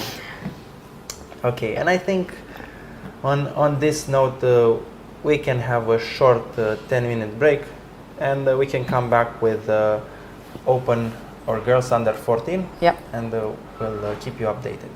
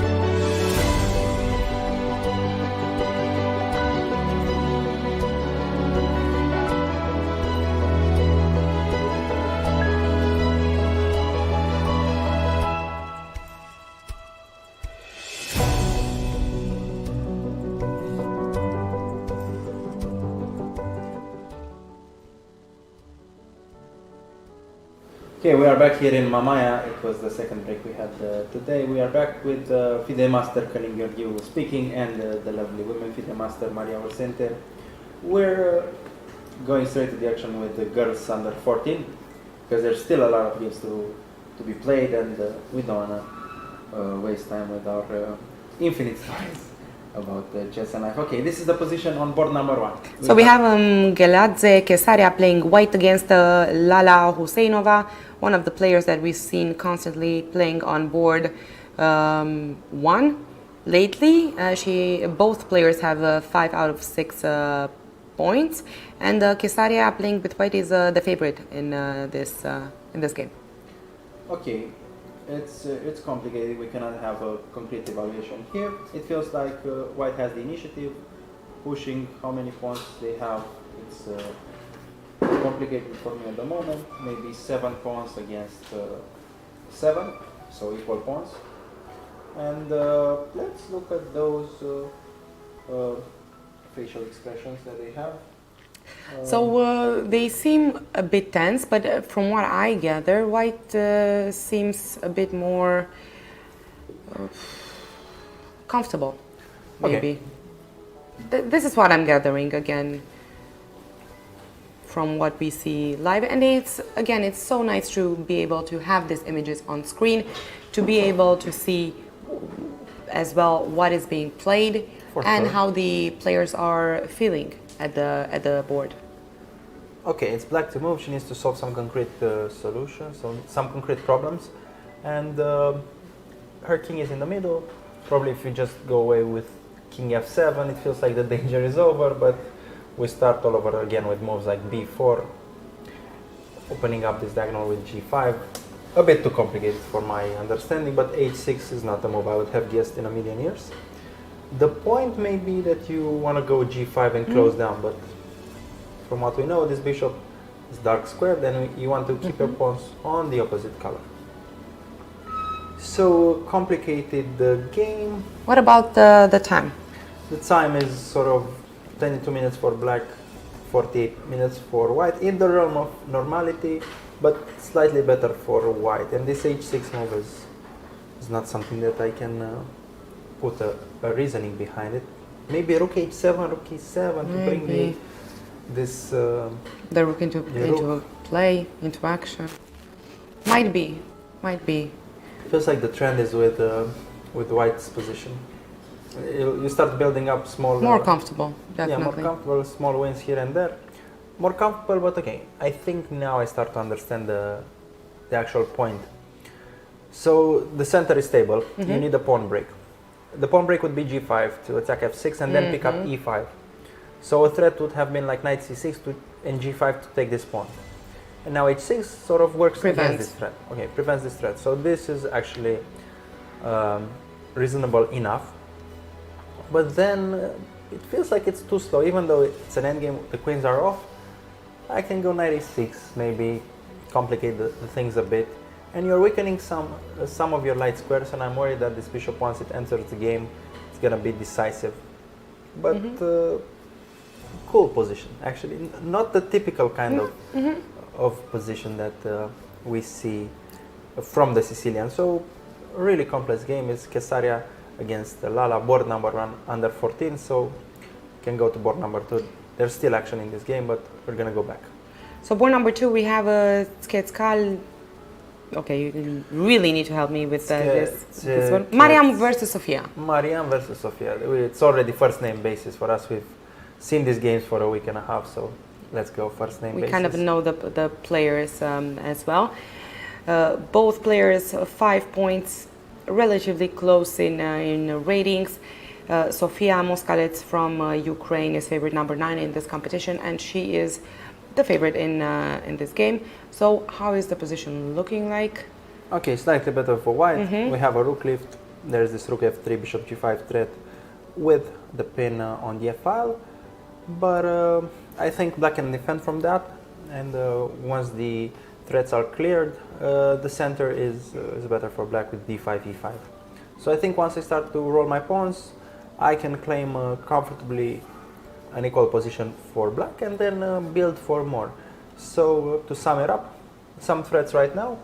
Once you're in the clear, good potential for black. Sort of typical Sicilian scenario where you recapture with the b pawn on c6. You get a good center, but some slow development here.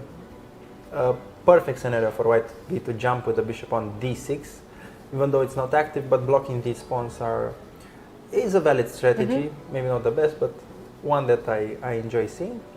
And yeah, still no tactics, No clear action right now. So we can see already the games are level. There's not the imbalance hasn't started yet.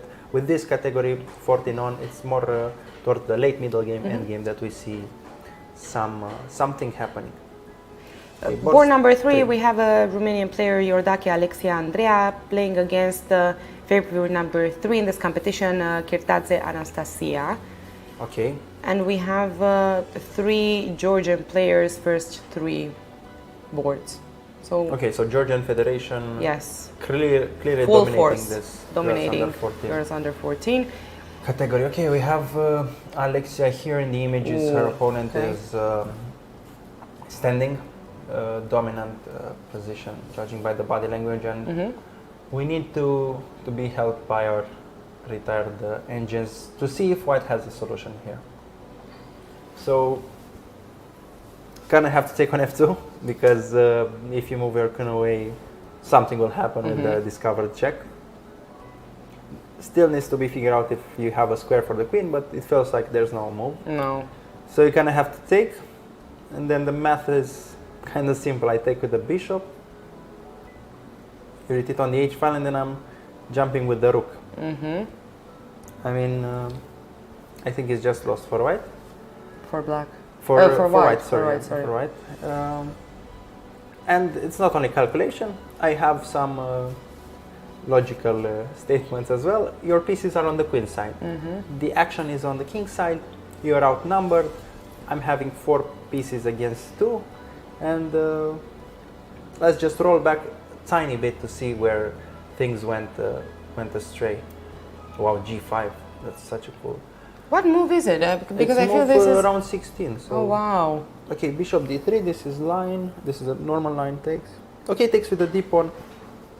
It's actually not so common. Usually they take with the b pawn, but maybe a clever decision for black to just go away from theory and have a position that she may be more familiar with. And g5 here, this is, as I was saying, I think this is the moment where players are showing their opening ideas, or the coaches actually, because g5, this is alpha 0 style. I mean, you rarely see this kind of g5 unless it's the World Cup or stuff like that. So again, we mentioned this in the previous days, but these players have an entire teams of analysts behind these openings, and yeah, I think g5 is a sign of a different class. Yeah.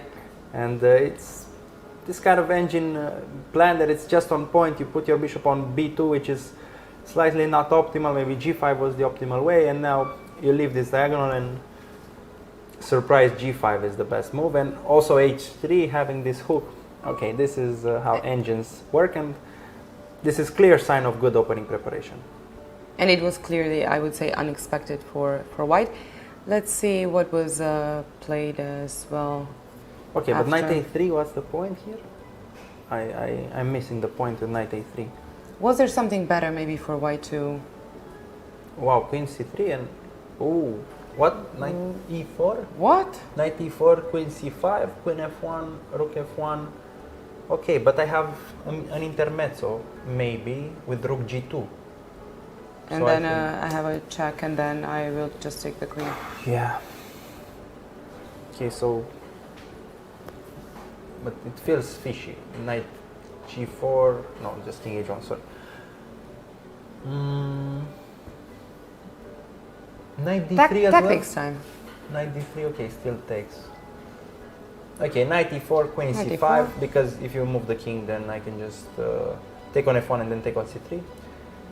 Knight e4, queen c5, rook g2, king g2, check on the g file and picking up the queen. Yeah. Material is rook and bishop for a queen. I think in this position decisive. I think it's over. Okay, tough day for Alexia Iordache. But what can you do? You see this g5 on the board, Wow. and you have to come up with a solution. She chose bishop e2, but still didn't stop The attack. g4. Wow. Yeah, this is hard to comment on that because I wouldn't be able to find solutions as a player here. Exactly. In this position. I don't think that this was expected by Alexia. Maybe some queen f3, queen g3 to hit e5, sort of trying to reason my way out of this. Just hit e5 because it's the only weakness. So knight d2, g4, knight c4 takes on h3, and sort of we use this thing where I'm using this h3 pawn to protect my king and go h3, but still in the hopeless realm. So tough game, and yeah, it's just over. We were talking about concrete ways of dealing with this, but bishop d4. If we can have images from the game, the cousin is here with us, is showing that black played bishop d4, and yeah. We have Anastasia Kirtaze in the... Probably you take on d4 right now with the queen and then take on f2. Probably that's the way to go. You need to sacrifice the queen basically. There's no way out. No. And yeah, you probably take on d4. But tough for Alexia. We can see her. She took a short break, but she realizes the position is hopeless.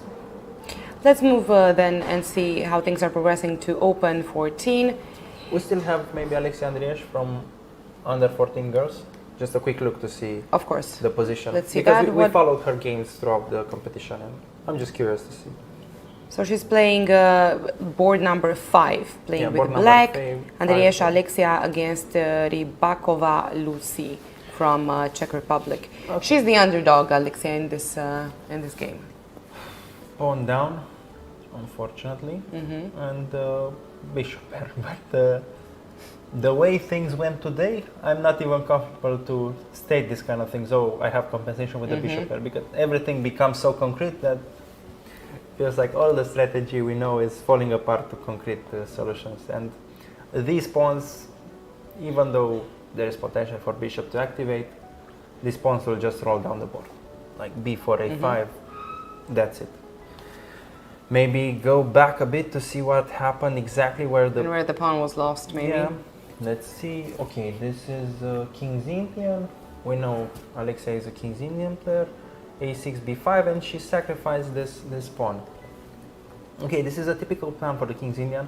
You don't really look at these pawns. The pawn count is not that relevant, but in this kind of scenario, it feels like it's not enough compensation because the pawn is not on d5. You don't have an open diagonal for this bishop on f6. Usually you sacrifice this pawn Benko gambit style once the pawn is on d5 and you can claim some that the center is closed and you have clear counterplay. But here it's ironic that it feels like white is in more control of the queen side, and this is the part of the world where you're supposed to get your counterplay. So a bit off with the timing of this pawn sacrifice, and now she's gonna keep fighting for this endgame, but her style is more related to having a lot of pieces on the board, attacking the king as we've seen so far. So, okay. Hope she can get back, but tough position. Okay, we can switch finally to boys under 14. With board number 1, we have Patrick Chislak, who just made the draw against Benik Agasarov. So b5 offering a draw. So we don't have images from this game because it has finished already. What do you think, Maria, of this position? We had some draws yesterday as well, but it feels like this position is... You wanted to say playable? Yeah, but far from decided, yeah. I mean, I understand the importance of the result. It's first board, so points matter here. This is the sort of... the aftermath of their game. The kings are in the middle and they're off to relax for tomorrow's game. But it feels to us there's still some chess to be played here, actually. So I'm curious to see what happened maybe in the opening a bit, just a bit. You know, we have to get through a lot of games, so for those of you at home maybe who are not happy with the pace. We need to go through a lot of games, but we're still focusing on the chess. Okay, so this bishop before Catalan with a5, really topical stuff. And it's the kind of hanging pawns that gives black good activity, but feels like white is better. And what happened? What switched? A4 counterplay, a3. A3, fantastic move for those of you at home. This is the kind of touch that I think, gives you changed enough counterplay for black in this kind of positions. But why b5? You can still play for the grip with rook c5, rook d5, and sort of block these pawns, and either b5 or e4 at the right time. But yeah, b5 might be a bit how's the rating premature. Difference? But still going for a clear threat, I would say. Maybe what that is the rating difference? So not as much. Favorite number 7 against favorite number 6 of the competition. It's not about the rating, it's about the stakes. The stakes are so high that you want to secure the draw. I think the player with the black pieces was on 5.5. Exactly. Half a point. Leading the competition and maybe showing a better form. But this is the kind of scenario where it's risk-free for white, so you need to keep going. Either way, you kind of have to keep going. But okay, we don't know the details of what's happening behind the scenes, but we're just judging what we see. But it's understandable that black accepted the draw. Wow. Are we on board number 2? Board number 2. Rustamov Rustam against Tabuenka Daniel. Daniel Tabuenka with the black pieces is ranked number 2.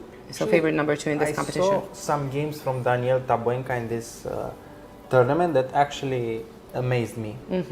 I don't know if we saw it on the live boards, but we've seen, I think, at least one. A couple. And that was quite. I'm curious to see the game because his playing style is so different from these other players. He goes a5 here. Wow. Bishop d5. Okay. Ah, nice. This is not nice. Okay, this is nice, but this is this level is extremely high. I mean, takes and goes c6. The way things work here. Okay, I'm a bit speechless about this tactic, to be honest. I want to keep it honest with you guys. Takes. What's the point? Takes on e1. What is the point? Okay, we can have maybe a closer look at the position. What is the point behind all this? Takes on c3. Okay, this is perfect image right now. The time situation is 5 minutes for Tabuenka and 1 hour for Rustam. Okay, so this is. So he's okay. This player Tabuenka is amazing. He's trying to argue that he can get the bishop, right? With c4 and stuff. So okay, this is way above my understanding of chess. His tactics are just on a whole another level, and I think he can solve this kind of position. But that's what I wanted to ask. Do you think they're working in this situation? Yeah, it's working because you have the pin, and okay, maybe c4 here, knight c7, queen g3, but okay, this all adds up just at the right moment. So c4, knight c7, queen g3, rook e7, queen c7, rook e1, checkmate. So this is the kind of calculation that's amazing. Okay, so I think we're going to save this game. Yeah, but Tabuenka's tactics are one of the best in this tournament. I don't think we've seen this kind of tactics in any age category, so I think it's future Grandmaster level. But I'm curious to see if actually from the theoretical standpoint this is holdable. Or the way he's playing, maybe he's going to start playing for the win with the queen down. But again, we'll get back to this game, but let's go to board number 3. Atoyan Alberto playing against Lepic Andrei. Okay. Andrei is a clear favorite in this game. So I'm curious to see how the game progresses on board number 3. No, I was just still looking. My mind was still on those tactics. I mean, It's interesting. We're going to come back. Yeah, we're to going that to game. come back, but it's the kind of moves that make you realize, okay, chess is so interesting. Queen d1, okay. What can we say about this position? Pawns are equal because it's no pawn up They're for not. white. Mm-hmm. Okay, pawn up for white. This is a good start. Black some compensation here, but can you take on b5 and go knight c3 and just try to get the pawn back? Maybe this is the way to equalize for black. Just take b5, knight c3, queen d3, take on makes b5 sense. and What moves are we? How much time do we have? move 18. 30 minutes for black, 20 for white. This is the So position. We Time trouble get is the possible in this scenario as well. close up on black's expression to see if he's thinking for an equalizing way or just more. If he's thinking for more, I'd be surprised. Was it a Catalan? Of course it's a Catalan. What else? Wow, such a cool line with b6, b5. Okay, this is already open 14 and the level is just way above me, which is good. This is one. We have a lot what to we learn wanna as say, well. yeah. And At we're this seeing. stage. I mean, they have to be better than us commentating. That's their job, but it's. I think we predicted right. We were saying some opening ideas. The level will be higher, and I think we're seeing. I'm curious about the next days. How far will Same these players here, go? same here, because the tactics that we start to see and the level of preparation, it gets more and more intense. And we've seen it starting with day number 6. It's more show. It's Yeah, the more show gets- and it's more intense. The entertainment levels are higher. And okay, we have board number 3 that they are closely watching board number 2, of course. They cannot help themselves, and maybe let's have a look what's happening on board number 2. Okay, I think white is winning. Okay, so let's It go was back. some queen a5 takes and h4, and you cannot save the knight. Okay, that's the. But knight c7 was maybe better. Okay, and he resigned. We have images. Tabenka resigned. What do you think of knight c7? I mean, he was holding on, but then he slipped. Maybe we can have him for an interview, but I That would be great. don't know how this works. And I don't know how, How much time we have? yes, Yeah, how, well- and how excited he would be, Okay. True. It's given a the the situation. Yeah. the it's- situation. I don't think it's the fair right, play. Yeah, I forgot about this. it's the close right to side. not fair play to ask questions, No. ask players for an interview after a loss. yeah. Sorry about that. I No, forgot. no. I just got excited about the chess. Of course, and I think we're going to still see some very interesting games from Daniel Tabuenka. Amazing level of chess. I'm sure he's disappointed he's favorite number 2 in this competition. And as we see, and as we saw today, he's giving it all. He's going for the win. There was a miscalculation somewhere. Yeah, but still amazing tactics. Still That amazing thing tactics. with a5 and take on d5 and c6. I cannot say I've seen it before. Yeah, amazing this tactics. is the realm of new territory. And okay, I think I figured out the position here after knight c7. You go h4 to get your luft for the king f7, and then queen a5, and now you're hitting the knight and getting away from the pin. So this is the reasoning behind this. Maybe knight d4. Okay. So Rustamov, well, we need to congratulate him as well, because he did Yeah, of course. a great game. And he was rated number 41 in this 41? competition. I think he's plus 200. So there is more than 350 More than points 350. Elo between them. Yeah, the ratings don't matter at this stage. I mean, they give us a clue of where the players are starting their games, but once the ball is rolling, anything can happen. I think we can switch to some other... Girls 18? Girls 18, oh, that's random, but good suggestion. Or actually, let's go to girls 16. Okay, girls 16. We're doing it step by step. We're keeping the 18 category for our last hour of transmission, because I'm sure we're going to see some very interesting Yeah, I think that's where games. we can dive deeper into the games.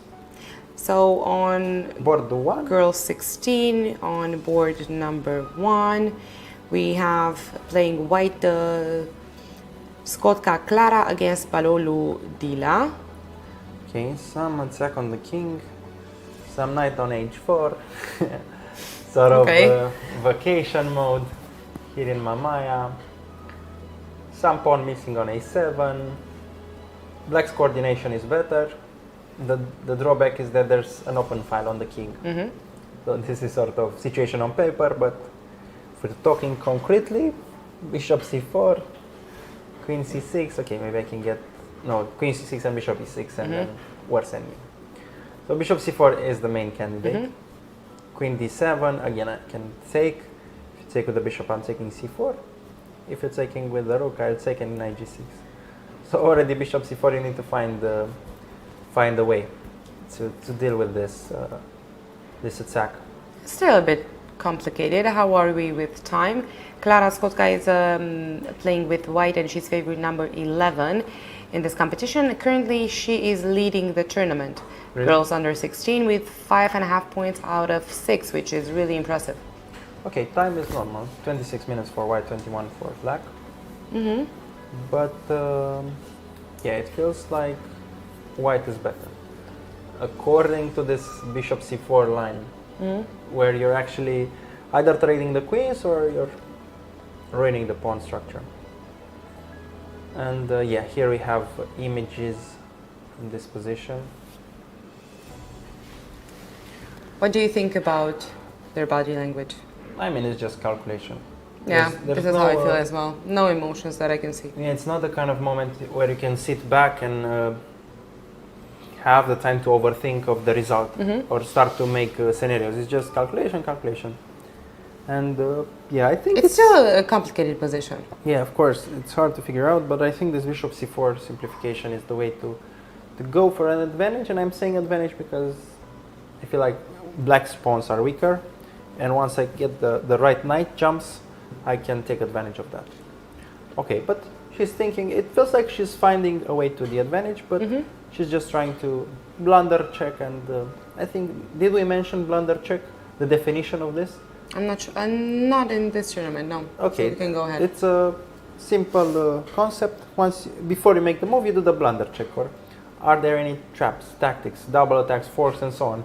And you go through the whole categories, and it's a good habit to have before making a move, because a lot of times players either rush or they forget to check this overall tactic. So blunder checking is good hygiene for for a chess player when it comes to making a move. Okay, we can move to board 2.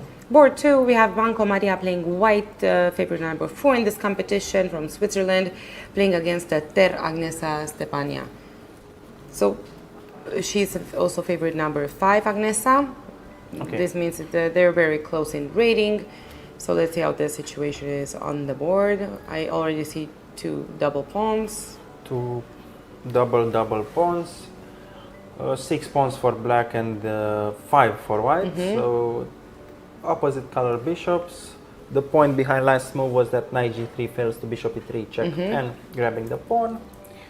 So we have an overview of what's happening. I think I like white center because it restricts the movement of black's pieces. You cannot really maneuver so easily. No, not really. And at the moment there's a double attack on the board, g7 and g3. Yeah. So you're gonna get the pawn back.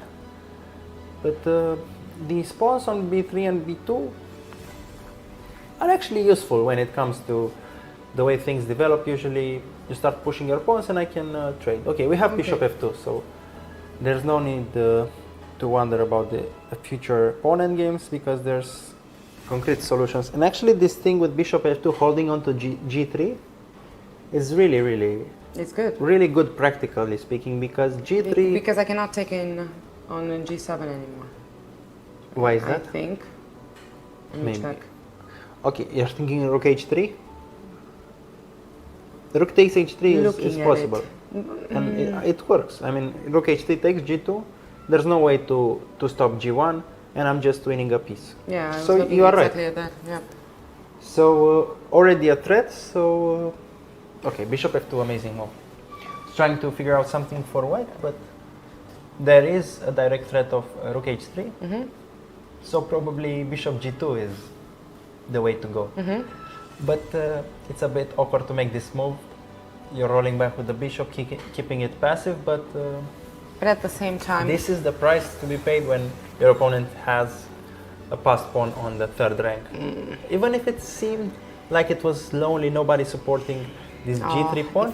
I'm sure it feels uncomfortable for white to see that pawn in g3 right now, because there's this threat lurking that I feel that needs to be addressed by white. I think the main pattern that goes along with this passed pawn on the third rank is the presence of opposite colored bishops. It's only in this kind of scenario where this bishop on f2 can hold on to the pawn and can restrict almost all white's pieces.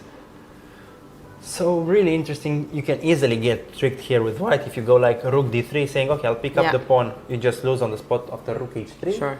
So good move. But I'm not Fantastic sure. move. I don't think that white is going to At this level, it's unlikely. make this But decision. even after bishop g2, I can go rook h2, and again posing some difficult question here. Now my pawn gets to h2, I can. Yeah. and not so easy, but so unexpected. You see this position, and okay, this g3 pawn is just I don't know, a secondary actor. I don't know how they call it. Like it will just fall. Like it doesn't really have a place. But building a construction around that is beautiful. It's just beautiful, and it's a bit counterintuitive that you can do that without your knight on d7, without your rook on d8. It's just bishop pawn and the rook on d8 file. But locally, this works. What do you think is the best move for white in this position before switching to board number 3? I think it's not about the best. It's about the only move, because rook h3 is such a big threat. Yeah. Okay, I would use my my intuition to actually get the knight back into the game. Okay. Because enough chit chat. Let's actually solve this problem and go knight d4. Even maybe it's not good. Okay. It's not a good move because knight c5. But I would go back with the knight like. Okay. Please retreat. Interesting. Yeah, but it doesn't work. Knight d4, knight c5. I can go e6 as well. Okay, I'm getting creative here. e6 takes and knight g7. And sort of, I want to take but I'm not e6. taking. Now you're mentioning e6. Okay. e6. Okay. This is not such a bad move. Maybe Maybe not. I should come back out of retirement. Okay, I keep telling you, maybe we can come back. Yeah, this is our hope after this tournament. Same tournament. Okay, e6. This is actually good because I'm working my way around this knight on f5. So e6, take knight g7. Knight g7, yeah. And I have some ideas, and main point is knight e6, knight g5 back. And now I'm controlling. So e6, good move. I'm actually proud of this move. Maybe we can see something, but rook h3 is not on time because I was looking because d7 is hanging, and it feels like I can find my way out, hopefully. But I think I'm safe. And if you take knight g7, and okay, still calculation, still complicated. I was thinking knight g7, knight c5 might sort of debunk this whole e6 idea, but it's even if you lose a pawn there, it's not far from reality. Well, the threat that you're posing with rook takes to h3 is real, and okay, e6 on the board. Okay. e6. Good job. Not that bad. This is actually good. e6 on the board, and we'll have the chance to see how. We'll get back to this game. Yeah, let's see how things are progressing. Board number 3. Tashkinova Sofia playing with white against Tokarz Isabela. Sofia is the favorite in this game. She's coming from Israel, favorite number 7 in this competition. Did we check open 16 or not really? Not really. We are on girls under 16. Okay, so we still need to. Still girls under 16. And we have open 16 after that. And we have open 16 after that. Let's see some pawns. One more for black, according to my calculation. But look at this knight on aj. Not even vacation. It feels like jail. No. Like that Monopoly card when you go with visit in jail. He doesn't want to be here, you know? Yeah. We're at a party and you just don't want to be there. And I think f6 he's hiding. He's hiding. I think f6 is good for white here. and then play around that knight, because okay, Yeah, paralyzing completely. just the whole strategy being playing around that knight, and maybe queen g5, queen e4 to keep holding on. And the whole argument is that you're trying to make this position almost impossible for the knight on aj to get out, and then I mean, my only other option would be to play g5 and knight g6 at some point, maybe. maybe you're in time with that. You're right. So that would be, Okay, maybe you're in time with that. Something So as well. maybe it's a bit too maybe it's a bit Unrealistic. premature. to go for f6, but okay, this is the whole point. You can work around that knight. You don't want to swap queens, and yeah, that's basically it. So I would go Still f6. very interesting positions, I would say. Yeah, These are the amazing. games are changing. f6, g5, and I can still go with g4. Queen h6, rook h1, queen g6, queen f3, because your queen is restricted as well, and you can't really find a way around. So yeah, You're saying something. yeah, there is something, but okay, let's. We're going to come back to that. Let's move to Open under 16. We've seen some very interesting games yesterday as well. I'm curious to see how they're progressing today. On board number 1, we have playing with white Pino Diego from Macias, playing against Siman Jakub. They're quite close in rating, favorite number 3 against favorite number 5, above 2,400 elo, and close in material as well. 3 points for the knight. 3 points, sorry. Which is equal on paper, but on the 3 board. points for the knight. Ah, okay, Yeah. yeah, I'm just seeing it now. Yeah, this is gonna be captured, hopefully with a pawn, because I can open up the file Yeah. and so on. But yeah, I think this kind of formation invites a lot of checkmate traps. So you can work your way around that. King, knight, and rook is an amazing team when we're talking about local checkmate threats. And I think that the pawns don't have the time to roll down the board. Yeah. So I would, What is your prediction yeah, at this stage? 0-1. 0-1. Clearly winning for black. And the fact that he's on 5.5 out of 6, we can be confident on his calculation skills. I would say that as well. But tricks for white still, so it's not far from over.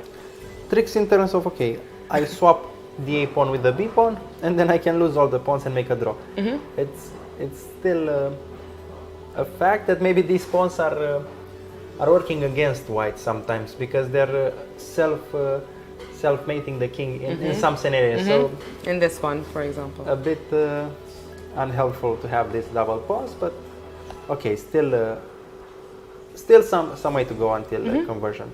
Let's see, board number 2, Malekian playing white against Habansa Aguerrea Javier.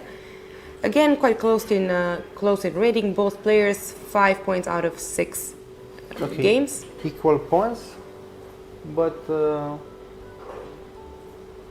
okay. We have rook d5, bishop c6. I was wondering if I can go with b4, a5 straight away. This should be a win for white.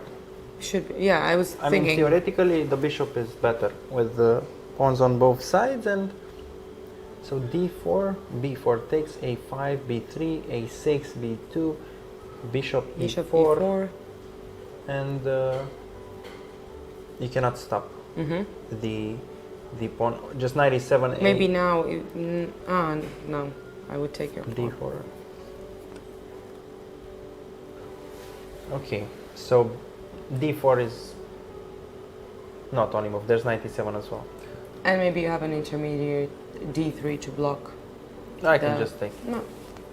Okay, I can just take, and maybe you have additional squares for the knight. I don't think bringing the king is actually the right way, or is it? I mean, okay, bringing the king is good as well, because these are the kind of Zuzwang situations where we talked about this earlier as well. I'm imagining the situation where the king is on d4, the king is on d6, but I think that's a draw, because I can go f6 and hold on to this e5 square, so and then work around knight to e7. Bishop d7. Oh, is this the way? restricting the knight and still going for this b4 idea. Okay, really interesting. Okay, let's stick to this game until the break, because every move you need to calculate this b4. Yeah. But now we don't have bishop f5 to actually cover b1, which is different. So probably f6 is the way to go king f7. d4 doesn't really work because I'm on time with my king. But look at this knight, totally dominated by the bishop, cannot go anywhere basically. Yeah, it's a win for white, I think. I mean, it's a clear win for white. Some I'll be curious to see if endgame black technique needed. Yeah, for sure. It's all a matter of endgame technique, which is also the title of a great book by Jacob Agard. Good book by endgames, for endgames, sorry. 800 pages of endgame exercises. Again, they're quite close in rating. I think at this level, we're talking about a deeper understanding when it comes to endgames. We have on screen Javier Habans playing with black, and from what I can gather from these images, he's not feeling that comfortable. Okay, it's actually Javier in yeah, Javier. Okay, so it's he's worried. Of course he's worried. He's maybe thinking the game is over, worried. but his moves are easy. Just put the pawns on the black squares and bring the king. Hope for the best, expect the worst. Basically, that's it. Okay, we can have a look at board 3 maybe. Let's take a look before the break. Board 3, we have Gasparian Eric playing against Tobak Mihail.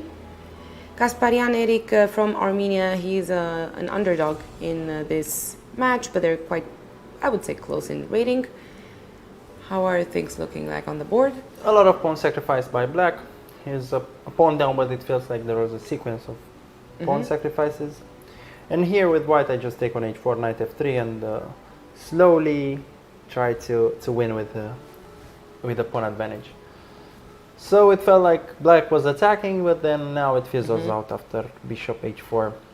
There's no additional details. No clear. I just take and go knight f3. Okay, if take on f1, I maybe take with the rook. With a rook. And then a4 is hanging. Maybe that's another detail, but I'm comfortable to switch a4 for having e6, another pawn past the 6th rank. Yeah. So okay, we think white is winning here, but it's time for our hourly break. So we'll see you guys after 10 minutes.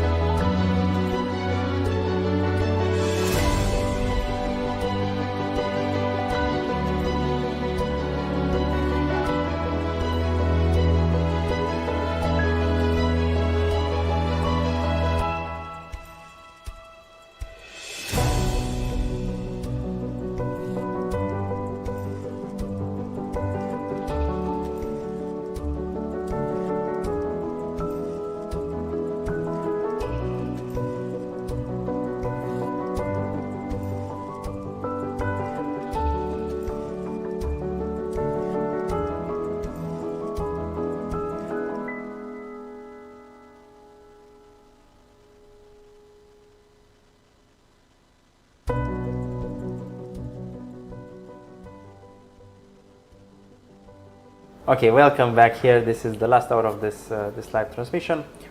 We are here in Mamaia. It's the European Youth Chess Championship, I believe. It's day number 7. I believe. I believe. And I believe I'm a FIDE master. I'm Călin Gheorghiu, joined by the lovely woman FIDE master Maria Ursente. Thanks, Maria, for making such an amazing team with this retired FIDE master. And we are leaving you with the under 16 category, where we saw interesting games. We did some calculation, we evaluated some positions, and you guys got updated on that category. And now we're moving on to the last category of the day. Before wrapping this up, this is girls under 18, board number 1. What's the point situation here? Cifci Zeynep playing against Vicar Martina. Zeynep is leading this competition at this stage after 6 rounds with 5.5 points out of 6. She's a favorite number 5 in this competition, coming from Turkey. Vicar Martina, 5 points. She's favorite number 3 coming from Poland. Okay, so we're actually seeing a derby. Whoever wins this will probably be in the front line for the gold medal.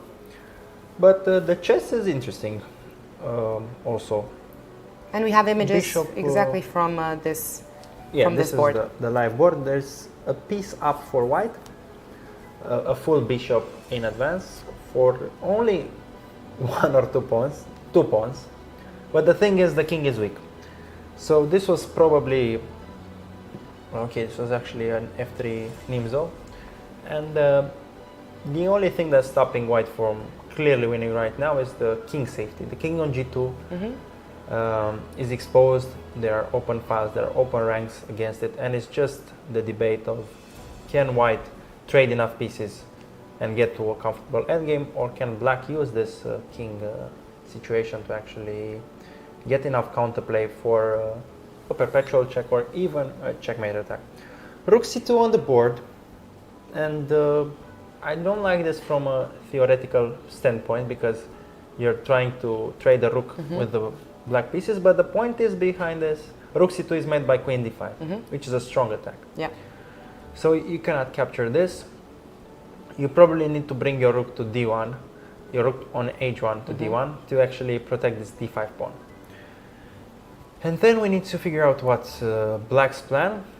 It would be tempting to take this g5 pawn. I was thinking exactly at that. But there's a twist because I'm not recapturing on Sure. g5, I'm taking on e5. So this is sort of the trade that you want to avoid. This knight has to stay here. And I'm wondering if take on e5 right now is actually the correct decision based on this argument. There's no intermediates. Yeah, okay. So she takes on e5. So we are right on point with her thinking, saying that let's trade pieces. This Sure. is the golden rule. Having in clear this. advantage. Even if it sounds silly, this works at any level.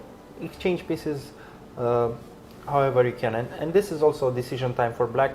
Taking with the f pawn is tempting, but we could see the head shaking, and I think she realized this is a lost position. If you take with the f pawn, there's rook f1, and then I'm trading another piece. If you take with the d pawn, then even a move like d6. I don't think I. Rook f1 works. Rook d2 I can just take, and bishop b5 is covering. If No, I was looking at okay. Let's see. queen takes f1. Oh. Queen takes f1. I can take rook d2. Whoa, this is actually working, but okay, this is working. So I can take with. Okay, rook f1 is meant by queen f1. Of course, Yeah. take on. Yeah, takes on d2. Okay. Sharp tactics here by Maria. Lee chess every day. Lee chess every day. I'm doing it. All I'm day. putting in the work.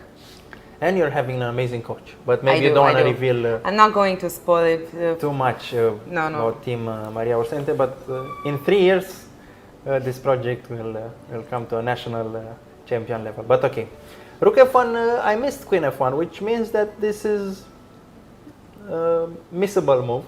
And there's also rook c2, you cannot take in rook f1 because same trick, go queen f1. So already some tricks for black. I think white missed this from the get-go. I mean, I would think take on e5, Possible. rook f1, and I would just stop calculation there, but this is actually rook f1 is losing. So good news for Martina, she's still in the game. Still in the game. And Very tense. I can see, and we can see both players on screen. Very tense, I would say, very focused, very determined. How are we with time? Because this is Okay. very important. Under This is 10 minutes for both. Under 10 minutes for both players. This is something that we were discussing at the beginning of our day today, that we're going to have a look more closely basically at time management, because it plays such an important role in these games at this level. Okay, so White has the decision here. You kind of need to bring your bishop somehow into the game, because you cannot wait on b5 forever. Unfortunately, bishop d3 is not really working. You lose d5, and yeah, the more I'm thinking of the position, the more I realize Black has great resources to hold on. And actually, I think rook c2 was a brilliant move. Yes, very because good it actually gives the opportunity of more tactics and good stuff by Martina here. And now Zeynep, only 7 minutes left to make a decision. I think this is not easy, and especially if you're feeling that the game is going in your way and you don't want to spoil it. This type of... I think she needs to be very, very careful in this position, because as we've seen, it can be easy to slip up. Yeah, just hope that she sees this rook f1 tactic, but probably she figured it out. I would go rook d1 by elimination. I think rook d1 is the only decent move left. Ultra defend on d2, and okay, Black has no real threat here. So rook d1, I feel like I'm covering every square, and it's up to Black to find another way. Probably some queen f4 and Queen stuff like yeah, queen f4 hitting g5. Or queen f5. Or queen f5, even better, on c2. keeping c2 defended as well. So a lot of resources, and I wouldn't be surprised if this game ended in a win for Black as well. Really, because anything can happen, especially with the time, as we've seen yesterday in some of the games as well. so Very it's, interesting. Playing for 3 results, and okay, let's see. Okay, rook d1. Rook d1. Such a relief. I didn't want to go rook f1, see rook f1 on the board, because it would just end this position that's so beautiful, and it's curious to see what developments we have. Is there going to be maybe a queen f5? Queen f5 or queen No, f4? actually, Queen no. g6, this kind of move where you Yeah. hit g5 and Yeah. also keep an eye on this c2. Okay, so a rich position in ideas, and unless this bishop b5 finds a way back home to e4, Black is still fighting, because practically speaking, you don't feel this material disadvantage, because the bishop is not really, okay, it's defending the queen, but not really helpful. Queen f4, I would go with queen f4, Queen maybe f4 with or queen f5. rook f5 after that. Okay, I was okay. thinking This that is might be better to bring the rook so into the queen attack. f4 and okay, queen f4. If I take on c2, I'll what's take on g4. take on g5, king h1. G5. Yeah, take on c2, Take on c2. and then I go queen c2, and we traded, and then the position becomes more clear, because at this moment it's a bit untangled. But once we do this trade, it's more clear that okay. Still, the white's king, it's not in the best. Not the safest king we've exactly, seen in not this in the tournament, best position, but okay, it feels like white can defend. yeah, playable. We're going to come back to this. From what I've seen, board number 2 finished already. Okay, but what's this position? It's weird that we left it off with. Is it that Alexia Puia game when? No, I'm confusing. Alexia, Sorry. so on board number 2 we have Ayan Alaverdieva playing against Alexia Puia. Ayan is favorite number 2 in this competition with 5 out of 6 points. Okay. What is... The game has finished, so we're just doing a snapshot of it. Let's see what happened. Okay, this O'Kelly Sicilian, pretty normal stuff. Go a4, go a5. Okay, good game by white. Good approach of the opening, sorry. And queen a4, bishop e5, taking advantage of the spin. Sort of advanced tactic takes. And she transitioned to this endgame and pawn up, okay, clearly winning. So it's sort of the story of this game is clear. White was just better prepared and Yeah. just cruised to the advantage, and there was nothing she could do actually. B5 and then she resigned. Okay, tough day Yeah. for Alexia, and tough day for the Ocheli Sicilian, because usually the Sicilian is actually holding on to up to decent level. Romanian Grandmaster Ducu Gavrilescu is actually playing this with black with good results, but in this position I think something went wrong, and especially this knight a3 line, need to pay close attention with this plan against a4, a5, but okay. Tough day, so let's move on. Board number 3, Mihaela Trifoi. Amazing Mihaela. game that Yesterday, we've yeah. seen yesterday. That it was the last game of our transmission, playing against Cornelio Juliet from France. We can have some images for board 3, girls under 18. Okay, we have images. Knight on a2, a bit unexpected, but the plan is clear. Hit a3 and knight c3 as well. Probably Do I queen have a b2. piece up? Virtually, because yeah, the knight on a2 I'm just is looking at, yeah. out of place, but okay, this is definitely calculation time. But what to do here? Queen b2 is interesting, but it feels like I'm dropping d3, right? So I don't see a continuation for white there. And there's too many threats, I feel. Yeah, there's too many so threats, your that's knight in a3.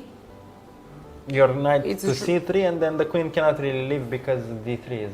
So your knight in Okay, bishop b6. but a3 is dropping. Okay, bishop b6. But this is not how to... If I take on a3, what's the point? Takes, you take on b7. But there's knight c3s. I think this is a blunder. So if I go knight c3, what's your move? Bishop d8, I can just take with the rook. Yeah. You move your queen, I can take on d1, and then I'm hitting a3 as well. But the point is you can move your knight because my knight is trapped on d1. So this is the first line, but the second line I can just take on a3, you take on d8, I take back. 2 pieces for a rook, and I'm threatening knight c3 triple fork as well. You cannot take But on b7. what if I'm just moving my rook?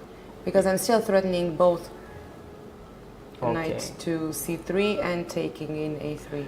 The point is, if you move your rook, there's no double attack on d3 as well. So I can just comfortably go queen b2. And then I'm defending a3, I'm defending c3, and d3 is not falling. So at least I'm holding on. But yeah, just take a3 is normal. Is there any more depth to this line? Queen a3, bishop d8, rook d8. You can pin the knight with rook a1, but I think I can easily get away from the pin with knight c3, actually, because if you take on a3, I take on e2 with the check. Yeah. So I don't really get it. What's Mihaela's calculation behind that? If she's basing her move on a bluff, because she bluffed before yesterday. She was threatening checkmate, and her facial expression was like, okay, this is just a normal move, and she got away with it. She got the checkmate. But in this situation, I don't think she's going to be able to evade it. The only good scenario is if you move the rook away. If you move the rook away, I solve my... But actually... Not really. Queen b2 is not defending the knight. Wow, But that's what I'm really exactly. off in this position. Exactly. So it's still... I'm still 2 pieces up. Still bad. Exactly. Okay, so it means it's just hopeless for white. I thought when I go queen b2, I'm defending the knight for some reason. I mean, once, but I'm threatening it twice. So this is why I would move the rook. Because you have double threats. I'm threatening in a3, and then I'm threatening knight to c3, and you cannot defend both in one shot. Okay, then it's just over, I think. With this detail, it's... Yeah, I don't see it. I don't see anything. Should be quite over. Okay, let's go with the open under 18 finally, because we have interesting games. Interesting games. We have a Romanian as well there, Cristian Șerban, and yeah, let's go with Elham Abdradaov, who lost to Kazar Babazada. Okay, this is actually interesting. Oh wow! So Elham playing with the black pieces is rated favorite number 1 in this competition, and before this round he had 5.5 points out of 6 games, which is already quite impressive. Yeah, he was comfortably leading this under 18 Exactly. category, but let's see what happened here. Okay, it was just a normal Rossolimo, but e6 just maybe not so normal because black is losing a pawn and then it was easy for white. Okay, it's a weird scenario here because you play the Rossolimo, you play your main opening with black, and then white didn't do any complicated plan or something like this. He played normal, and you end up being lost. Maybe he wanted too much as black with this c5. Maybe going for a bit too much with e6. He was the one who was provoking the tension. He was the one who was trying to get the initiative, but yeah, maybe e6 was not the best. e6 is definitely the best move here. It was a mistake. I think it's the downside of going for the win always. There's this concept of positive tilt. You can even tilt when you're always winning, and you think the positions are always winning for you, and you lose objectivity. Sorry. So this may happen to him because he was clearly the best so far in his category, but he didn't face Kazar. Kazar is a well-known player. We've seen him this tournament, and really strong one. And he is the one who actually was posing the most problems to Elham. And in their direct encounter, feels like Elham didn't really give his A game. Didn't have his A game today, and yeah, takes and this is it. Okay, so Kazar winning, it means that he's on the lead right now. Let's go to He board took the two. lead.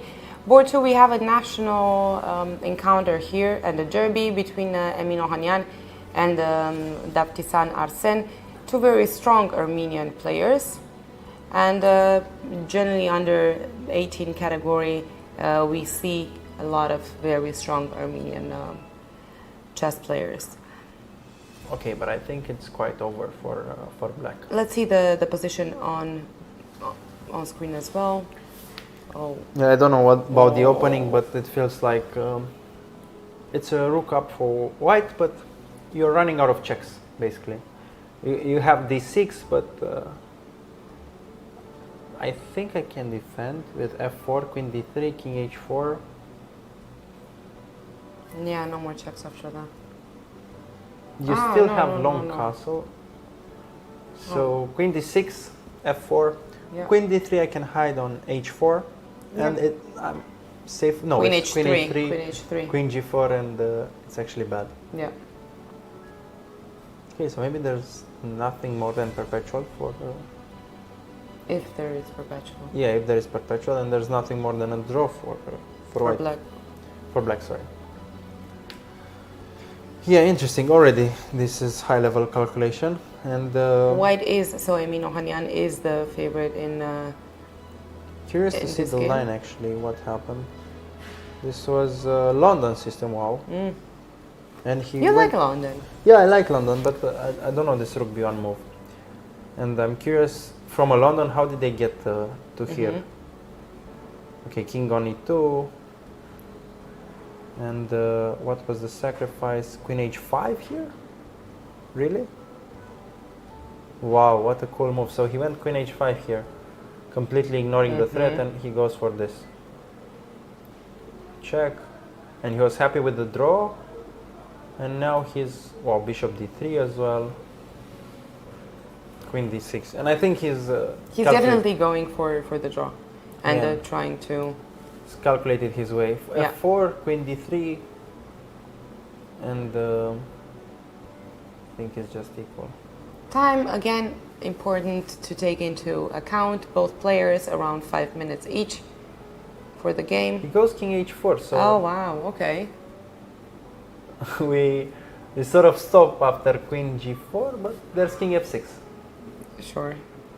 But wow, it's too risky to play with that king in the middle. I can long castle. Black hasn't Yes. moved the king yet. Yeah. So I can castle long, and the threats are still there. Yeah, but I am quick to come on the d file as well with white. Still, You with cannot do that, I think, because there's rook d1, and then queen h3, queen g4. I'm picking right, up the rook. right. You're So right. long castle and After queen h3 and queen g4, right? no, I'm castling long right now. So right now. Okay. I mean that's my okay. or king e7. Wow, king e7 might be smart because I'm covering The f6. Yeah, but then you go king g5 and I don't And have you're a check threatening, and I'm yeah. threatening. Wow, chess is cool.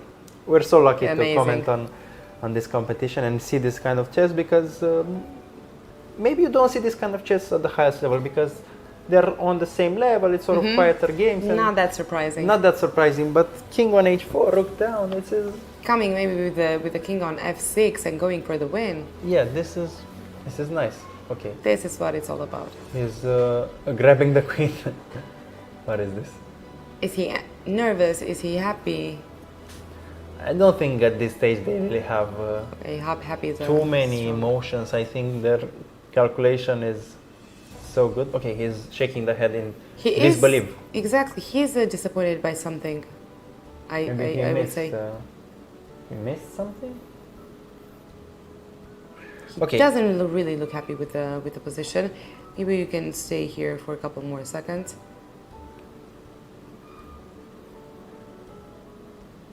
Can Looking I at- ask you something? So queen h4, king g5, queen g4, king f6, queen h4. If you go queen g5, I have queen h8, Yes. and that's a perpetual. And I'm Okay. forcing you to go king e5 if you Yeah. want to avoid this. And okay, with the king on e5, Then I can. then I can castle. I can I'm castle threatening long. rook d5, Exactly. and But then. still a rook d1, and I don't have a check. Exactly. But king on e5. This is what are we talking about? This is but okay. If I castle long right now, there's queen g3. So maybe I go queen h3 and then I I would castle long. still go queen h3 first. I'm not missing Queen that h3. opportunity. King g5 and castle long is our suggestion. But but it's a funny looking position. And now I have this threat of rook d5.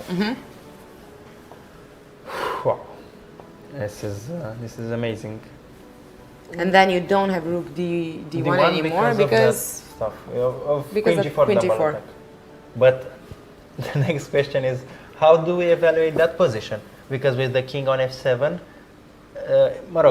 sorry, I speak Romanian. If I go king f7, then I might be winning in that position in that queen endgame.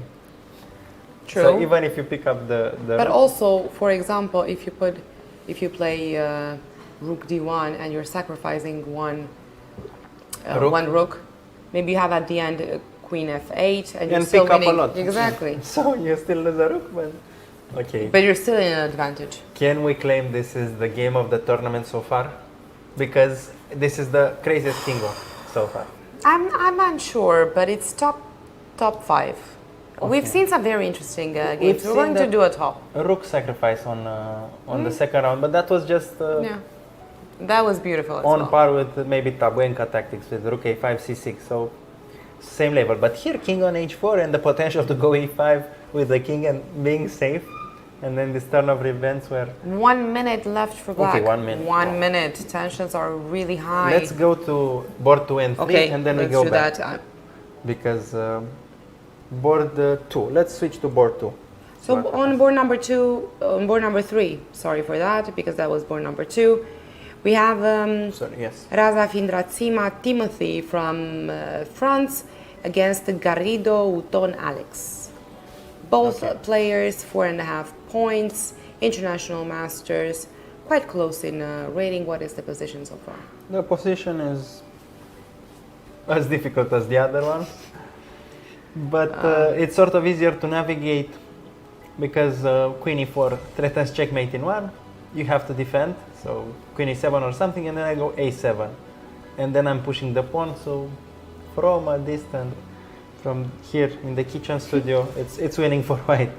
Queen Yeah. e4, and we can deal with checkmate in 1 threat, but when Yeah. these king walks happen, it's too complicated. I mean, it's another layer of complexity. And we have the players on screen as well. They have 3 minutes both of them 3 minutes and 2 minutes respectively for black. It's in a very tough spot. Yeah, it's sort of mathematical. I'm pushing the pawn. Yeah, exactly. And even if the queen is still holding on, like queen d8 I push, I can still push because queen h4 is checkmate. And the b pawn is too far away. Yeah. Okay, Espana fans hoping for a miracle by Alex Garrido, but yeah, too dominant position for... I can even go something like queen f4 to threaten queen h6 move. But okay, this is already in the realm of spoiling it. Also, I don't think f6 is a move, I mean... Okay. What did she do? Rook f8. Okay, this is actually a good move. That's why they're there and we're here. Because there's no more checkmate. Yeah. And here... a7, obviously, as expected. b3 is probably the intuition, because you want to keep some counterplay there. But b3, I take on h4, king g8, queen c4, queen f7. Okay, just to point out, if white is not successful with the tricks, it's then black will win. Then black will win. Yeah, I mean it's just a matter of tricks here. But f6, what do you think? f6. What's your move? Okay, it goes b3. b3. Yeah, b3 is normal, but Yeah. f6, I think F6. it's good for white. I don't see a reply after f6 because No, the point same is, here. if you take, I can take with the bishop. Sure. And this is game over. And threatening fg7. Okay, maybe not so easy to spot. There's also a rook f6, but I can queen. Okay, so f6 winning. f6. f6 winning. He's 3 minutes, has 3 minutes left, so maybe Alex Garrido saw with the corner on his eye this f6 idea. And it's hard not to reveal anything. Yeah. A good strategy is to just leave the board here in this type of situation, but this can also be a tell. When you leave the board, maybe, okay, there's some winning idea. I just want to see the move. But The next move. You can play f6 by elimination. Okay, he plays f6 and he grabs the pawn. Because other moves There's were not not possible. much. And here, bishop f6, king g8, queen g4. There's also queen h4, which wasn't such a... But okay, I can queen now. I can just queen and queen g6 checkmate. Yeah. Making the second queen, this is easy stuff. I would do that. Yes, and he does that. And it's And it's over. resignation time. Yeah, resignation And, time. Fiesta has to be delayed at least for this So round. Alex Garrido is losing today against Timothy Razak. Which country, Timothy? France. France, Let's okay. switch to board number 2 because there was an intense... Maybe There's- board 4 with Christian Sherban. He made the draw. Yes, let's do With that Eitan first. Rosen in 22 moves. This Oh is wow! good. Okay. Good results. Eitan Rosen. Eitan Rosen, one of the favorite players. He's coming from Israel. Okay, some theory and some chopping wood. I think there's an expression when It is. you trade pieces like chopping wood. And okay, great result for Christian's fans. Comfortable draw, but I think we saw Eitan starting to make a lot of draws. Yes. I mean, he was winning. He started full force and, And then then draw here, draw there, and now but maybe he's going to end full force. maybe he's saving some energy. But I Has think 2 more rounds. 2 more rounds. chess rewards people who are taking risks. It's rarely that we see people who keep making these draws going for the risk-free approach that are actually rewarded by. Sometimes you might slip under the radar and then you It's might also a get... strategy, but from what I saw, Yeah.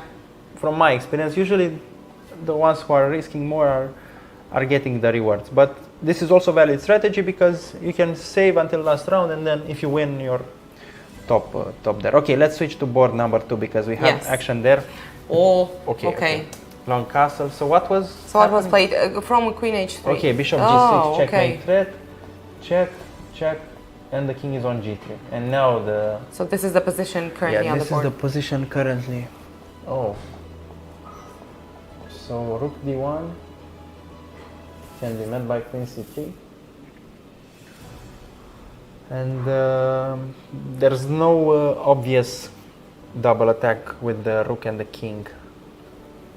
No. I'm not so happy with this maneuver because it felt the king on g5 is more exposed than the king on g3, but you're still... Yeah, I wanted to see the king on f6, not the other way around somehow. So the threat here is rook d3. Yeah. So he goes check, king b8.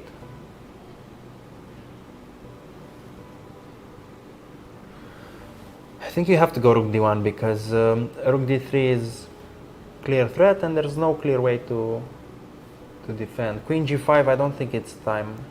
Queen g5, rook d3, king h4, because queen g5 has an additional threat of queen e5.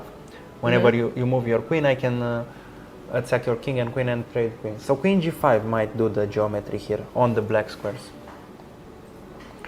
Queen g5, maybe if we have some images from the game. But queen g5, rook d3, king h4 feels safe. And queen g5, there's no other check. So No. And if you go to the end game with queen g5, rook g8, then it's okay. We can handle that. It's an exchange, clear exchange up. I think there's not a lot of chances for black. Yeah, queen g5, and it's just c'est la vie. Again, rook d3, king h4, queen h8. Wow, I missed this one. And checkmate in 2 moves. Okay. So let's do the math again. So queen g5, rook d3, king f2, queen d4. Okay, you might lose after queen g5. Okay. So Fair. rook d1 by Rook elimination. Rook d1. If you go with the check approach, check, check, and queen c3, king h4, queen f6. Okay. We had this. Rook d1 and So rook g8 was played. king f2, queen b2. Or rook h8, additional move that... Interesting. or king f2, even bishop e4. No, sorry. No. Sorry. But queen b2 and bishop e4. Okay, we have images, fine. King f2. And they're playing on second, so we'll stick to this game. Apologize for the miscalculation. So 34 seconds left for white. Queen b2 check. Okay, black can win this as well.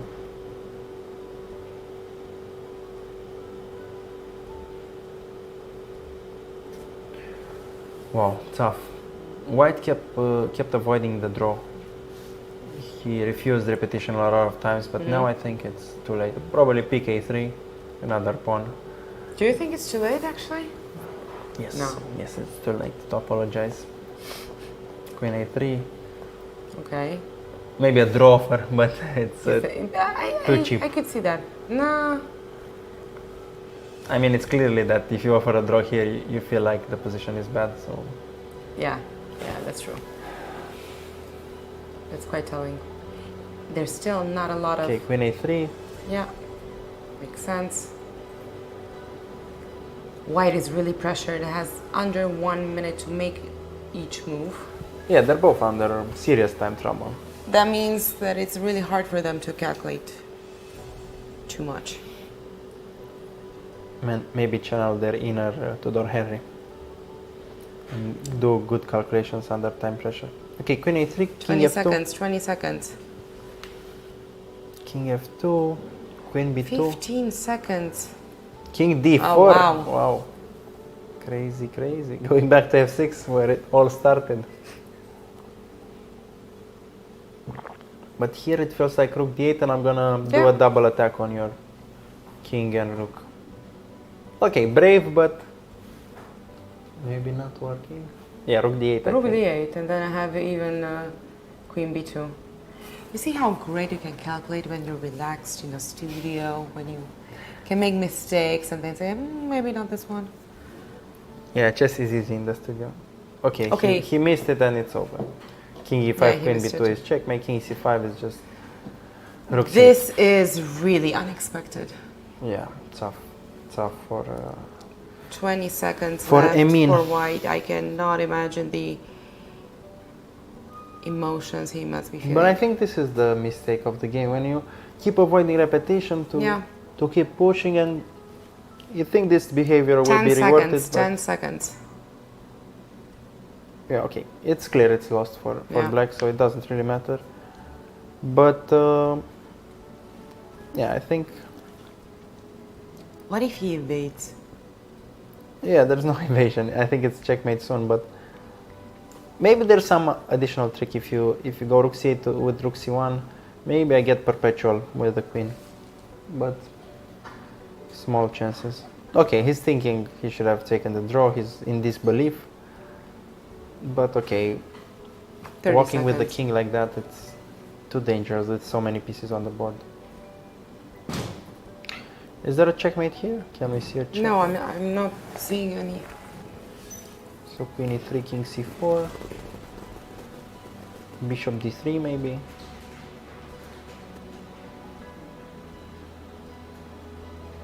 Oh, I think I see something. Rook c8. Right now? Rook c8 right now. You have to go. I mean, you don't have to go king d4. You can go king d6 as well. Exactly. But if you go king d4, but I will take in b4 if you go to d. Okay, so rook c8, king d4, rook c1, rook c1. Or I can take in b4. Yeah, but this is. No. I think it's clear checkmate. No, it's not. Sorry. I thought queen d3, king c5, and queen d5, but there's king e5 as well. And the game keeps going. Okay. Still got 2 minutes, black, to figure this all out. Can you imagine they've been playing for almost 4 hours? They are in time trouble. Yeah, but I think it's not easy. This is professional chess player Of course. level. So I think this is kind of their job. Under sort of 17, 18 years old, they're sort of committed to the game and you're used to this. But okay, I think he'll find the checkmate somehow. But it can also slip, maybe. So that's what I'm saying. It can be also easy to slip. So I think this is a very interesting game, because a lot of things can happen. yeah, definitely. We cannot really find the final tactic here for black, but it feels like there is. Okay, so he goes b6, king b5, then bishop d3, and if king c6, then okay, queen a4.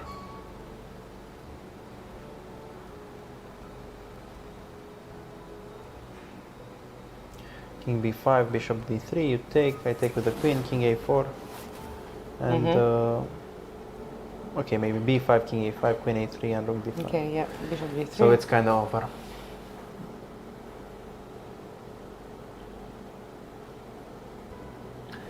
Yeah, okay, it's over, so maybe we can stay here to see the checkmate, but it's definitely over. Take with the queen, king a4, and then say that b5 or queen a6, okay, b5, king a5, only move, queen a3, king b5, and then I still don't see the checkmate, but probably there is. Okay, he just picks up the rook. Okay. Okay. No Okay, and checkmate, he but resigned. picks up the rook, and This is tough. is This is really tough. tough. This is really tough. Already we see the level of the games has reached a new peak. This kind of game we haven't really seen before, and it can slip. These king walks are really dangerous. We know this, but yeah, it's tough. It's tough for. We congratulate Emin for his attitude. He always wanted to play for a win, even if it backfired. There's still 2 more rounds to this tournament, so maybe he can get back. Okay, I think we can maybe go to a short tour of what's happened in the other games. Yes, let's do that. Let's start. Because we've seen some very interesting games. In the under 8 section, Carla eventually lost the game. I think we were seeing this opening where Black's king was slightly unsafe, and in the end it was actually Black who managed to checkmate with the open files. So great win by Daria Kravchuk, and she moves on to the first place. with the under 8 category, we still have moves. Okay, it's over. I thought board 1, it still said it was live, but Artem Kucher won against Leonid Ivanovic. It was, let's see, the opening. Yeah, it was this f3 that we stopped at this moment, but after the Maroczy bind, okay, some long game, but White managed to win. And we also saw that King's Indian with Andrea against Luca Protopopescu, and actually he took on f4, it was a transmission error. He went for the main line and he got a good position out of the opening. So Luca won in under 8. Let's see what happened on under 10. Under 10 we had Mariani Storai, which the game I think didn't really have any more moves after this. So it lost transmission, but we are confident that she was playing. Okay, we have images actually for, I think it was Girl 16, Clara 16. against Dila. Where did we leave this game? Yes, it's Clara. And this was actually... It was this game with Bishop C4. We are saying she played C4 in that moment. But okay, let's see this endgame. King B2. Wow. Oh. I think Knight B4 is... No, it's not working, sorry. If Knight B4 is not working, then it's just kind of over for White. For White. Yeah, I was thinking Knight B4 takes and just push the pawn, but you're in time at Knight D5 and Knight F6. And 1 minute and a half for White. Yeah, you can have all the time in the world, Yes. but if the knight is stuck on A2, the pawn is easily catched by black. So we're gonna have a win. Okay. Yeah, and she Resignation. resigns. Okay, unfortunate for Clara, but Dila is moving on to maybe 6 points. But we still have games on board number 3. We have Sofia against Isabella. I think we are following this game, and Yeah. it's White to move right now. And I think if you just invade with the king, it's enough for winning. It's going King E6, King F7. A lot of the games finished A lot already. a lot of them have finished, but we're still having a look at what's happening. With this category, girls under 16, Agnesa won her game against Maria. We were watching this. Let's see. Okay, it was actually this E6 game, and Black managed to just hold on and use this G pawn to win. Okay, there was a tactic, and this curious to see this position being won by Black. It felt that White could hold on, but okay, too much. E6. Okay, too many pawns. Yeah. Too much threats. Too many threats, sorry. And okay, so this is how girl 16 ended. Open 16, Axel Kvaloi is still playing. I think he was on board number 7, if I'm not mistaken, but let me have a quick look. Yeah, it's actually this board we're seeing on the screen general right view. now. Yeah. So he's playing with Black against Joachim Nemetz. And yeah, the position is still complicated. A lot of pieces on the board, and some checkmate threats for White with this king in the corner. Definitely interesting to see. We also have Filip Magold playing. Yes, on board number 7, playing with Black The against Milikov Eli from Israel. Eli is rating number 4 in this competition, favorite number 4. So it's, okay. Yeah, it's a rook Endgame, endgame. rook It's endgame. comfortably drawn for Yeah. Black. You just have to avoid trading the rooks, and comfortable draw for Filip, for sure. And then Philippe Andrei is on board number 8 if we have live. Yeah, Andrei Filip finished in a draw, his Okay. game. With King the Devinder Arthur Arthur De Winder, yeah. from Holland. Quite a good result for Andrei Philippe. Chokani Yosef, Chokani Yosef he's still on- playing? He won. Oh. Okay, Chokani won. Oh and- wow, okay. he's So he was moving playing on. board number 4. Yeah. Board number 4 won, moving on to 6 points or 5.5. To 5.5, which Five- is five a and a half. really good result. He's rated number 34 in this competition. Okay, let's see this game. Yeah, I think he sacrificed on h6 and clearly winning after that. Yeah. Okay, so win by Josip Chokani. Just one last look at Tudor Harry, who won his game. So our prediction was right. Even though there was a time trouble, the position was superior. And the way he converted was with this b4 rook b3 plan, which is actually interesting. And yeah, eventually he managed to get a good attack, and his time trouble wasn't a problem. So he's moving on to around 5 points, I think 5 points, 5.5, and we'll be seeing him tomorrow fighting for the first boards. And Pau Marin actually lost against Kagan. It wasn't so clear the position. It was a King's Indian, but okay. The scenario was that White actually was first on the queen side, and Marin's attack was non-existing actually. Okay. Yeah, makes sense. Open under 10. Maria Nistorae managed to win, which was amazing for Romanian fans. She's moving on to 6.5 or something like this. She won this pawn endgame, and actually we saw the position. We didn't have the moves, but exactly. now, okay, Maria won, and she's clear first in this category. And okay, Mark Lary won as well. Vladimir Sofronie won against Artem Hiron. We saw the position after c6. We said he's gonna win, and he converted on the queen side. Open under 12, it's clear. We have Henry Tudor on good place, and Sara Shunia unfortunately lost to Kinga. Can we see at least the end? Yeah, we were thinking about this position with black being a pawn down, and she started maneuvering. There was no f5 here. She played bishop e6, which is a bit maybe too slow, but and now White got the momentum, and with the pawn up, she converted this position. So a loss by Sara, but she's still there, 5.5 points, half a point behind the leader. So definitely some chances here as well. Let's see, under 14 category, we saw a draw on the first board. Daniel Taboenka lost. Felix Antonio still playing.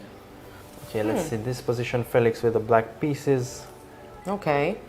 Two bishops against. Okay, let's see this from White's perspective. Feels like Still okay. Yeah, it's still. Yeah, it's still like I'm gonna convert this. Yeah. With White easily. So with black, sorry. So Felix is with black, so he's gonna win against Antonios. What do we have here? Maybe other Romanian people. Alexei Ordache lost. We saw that game with takes on f2. So that's about it with the under 14 category. Under 16, we just did the recap, and with under 18, what happened? Let's see. Alexia Poia lost. Mihaela Trifoi lost in that position. It was just knight c3, and she decided to resign because too many threats, as we were saying. So that was a lost position, unfortunately. And yeah, with the boys we saw Cristian Șerban making a good draw, and yeah, here Martina. Actually, Martina won that game with the king on g2. So he went she went queen a5 and then e4. And this bishop on c6 is just spectating. e2, wow. Okay, good stuff, and surprising. But again, the same reasoning. This bishop on c6 is out of the game. So amazing result by Martina. Yeah. She's clear first, and she's probably gonna play with Ayan tomorrow.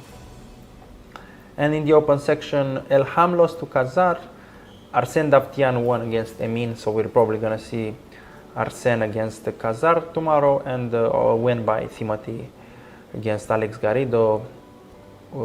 I think we saw that game earlier, but okay, with this a8 queen and queen g6.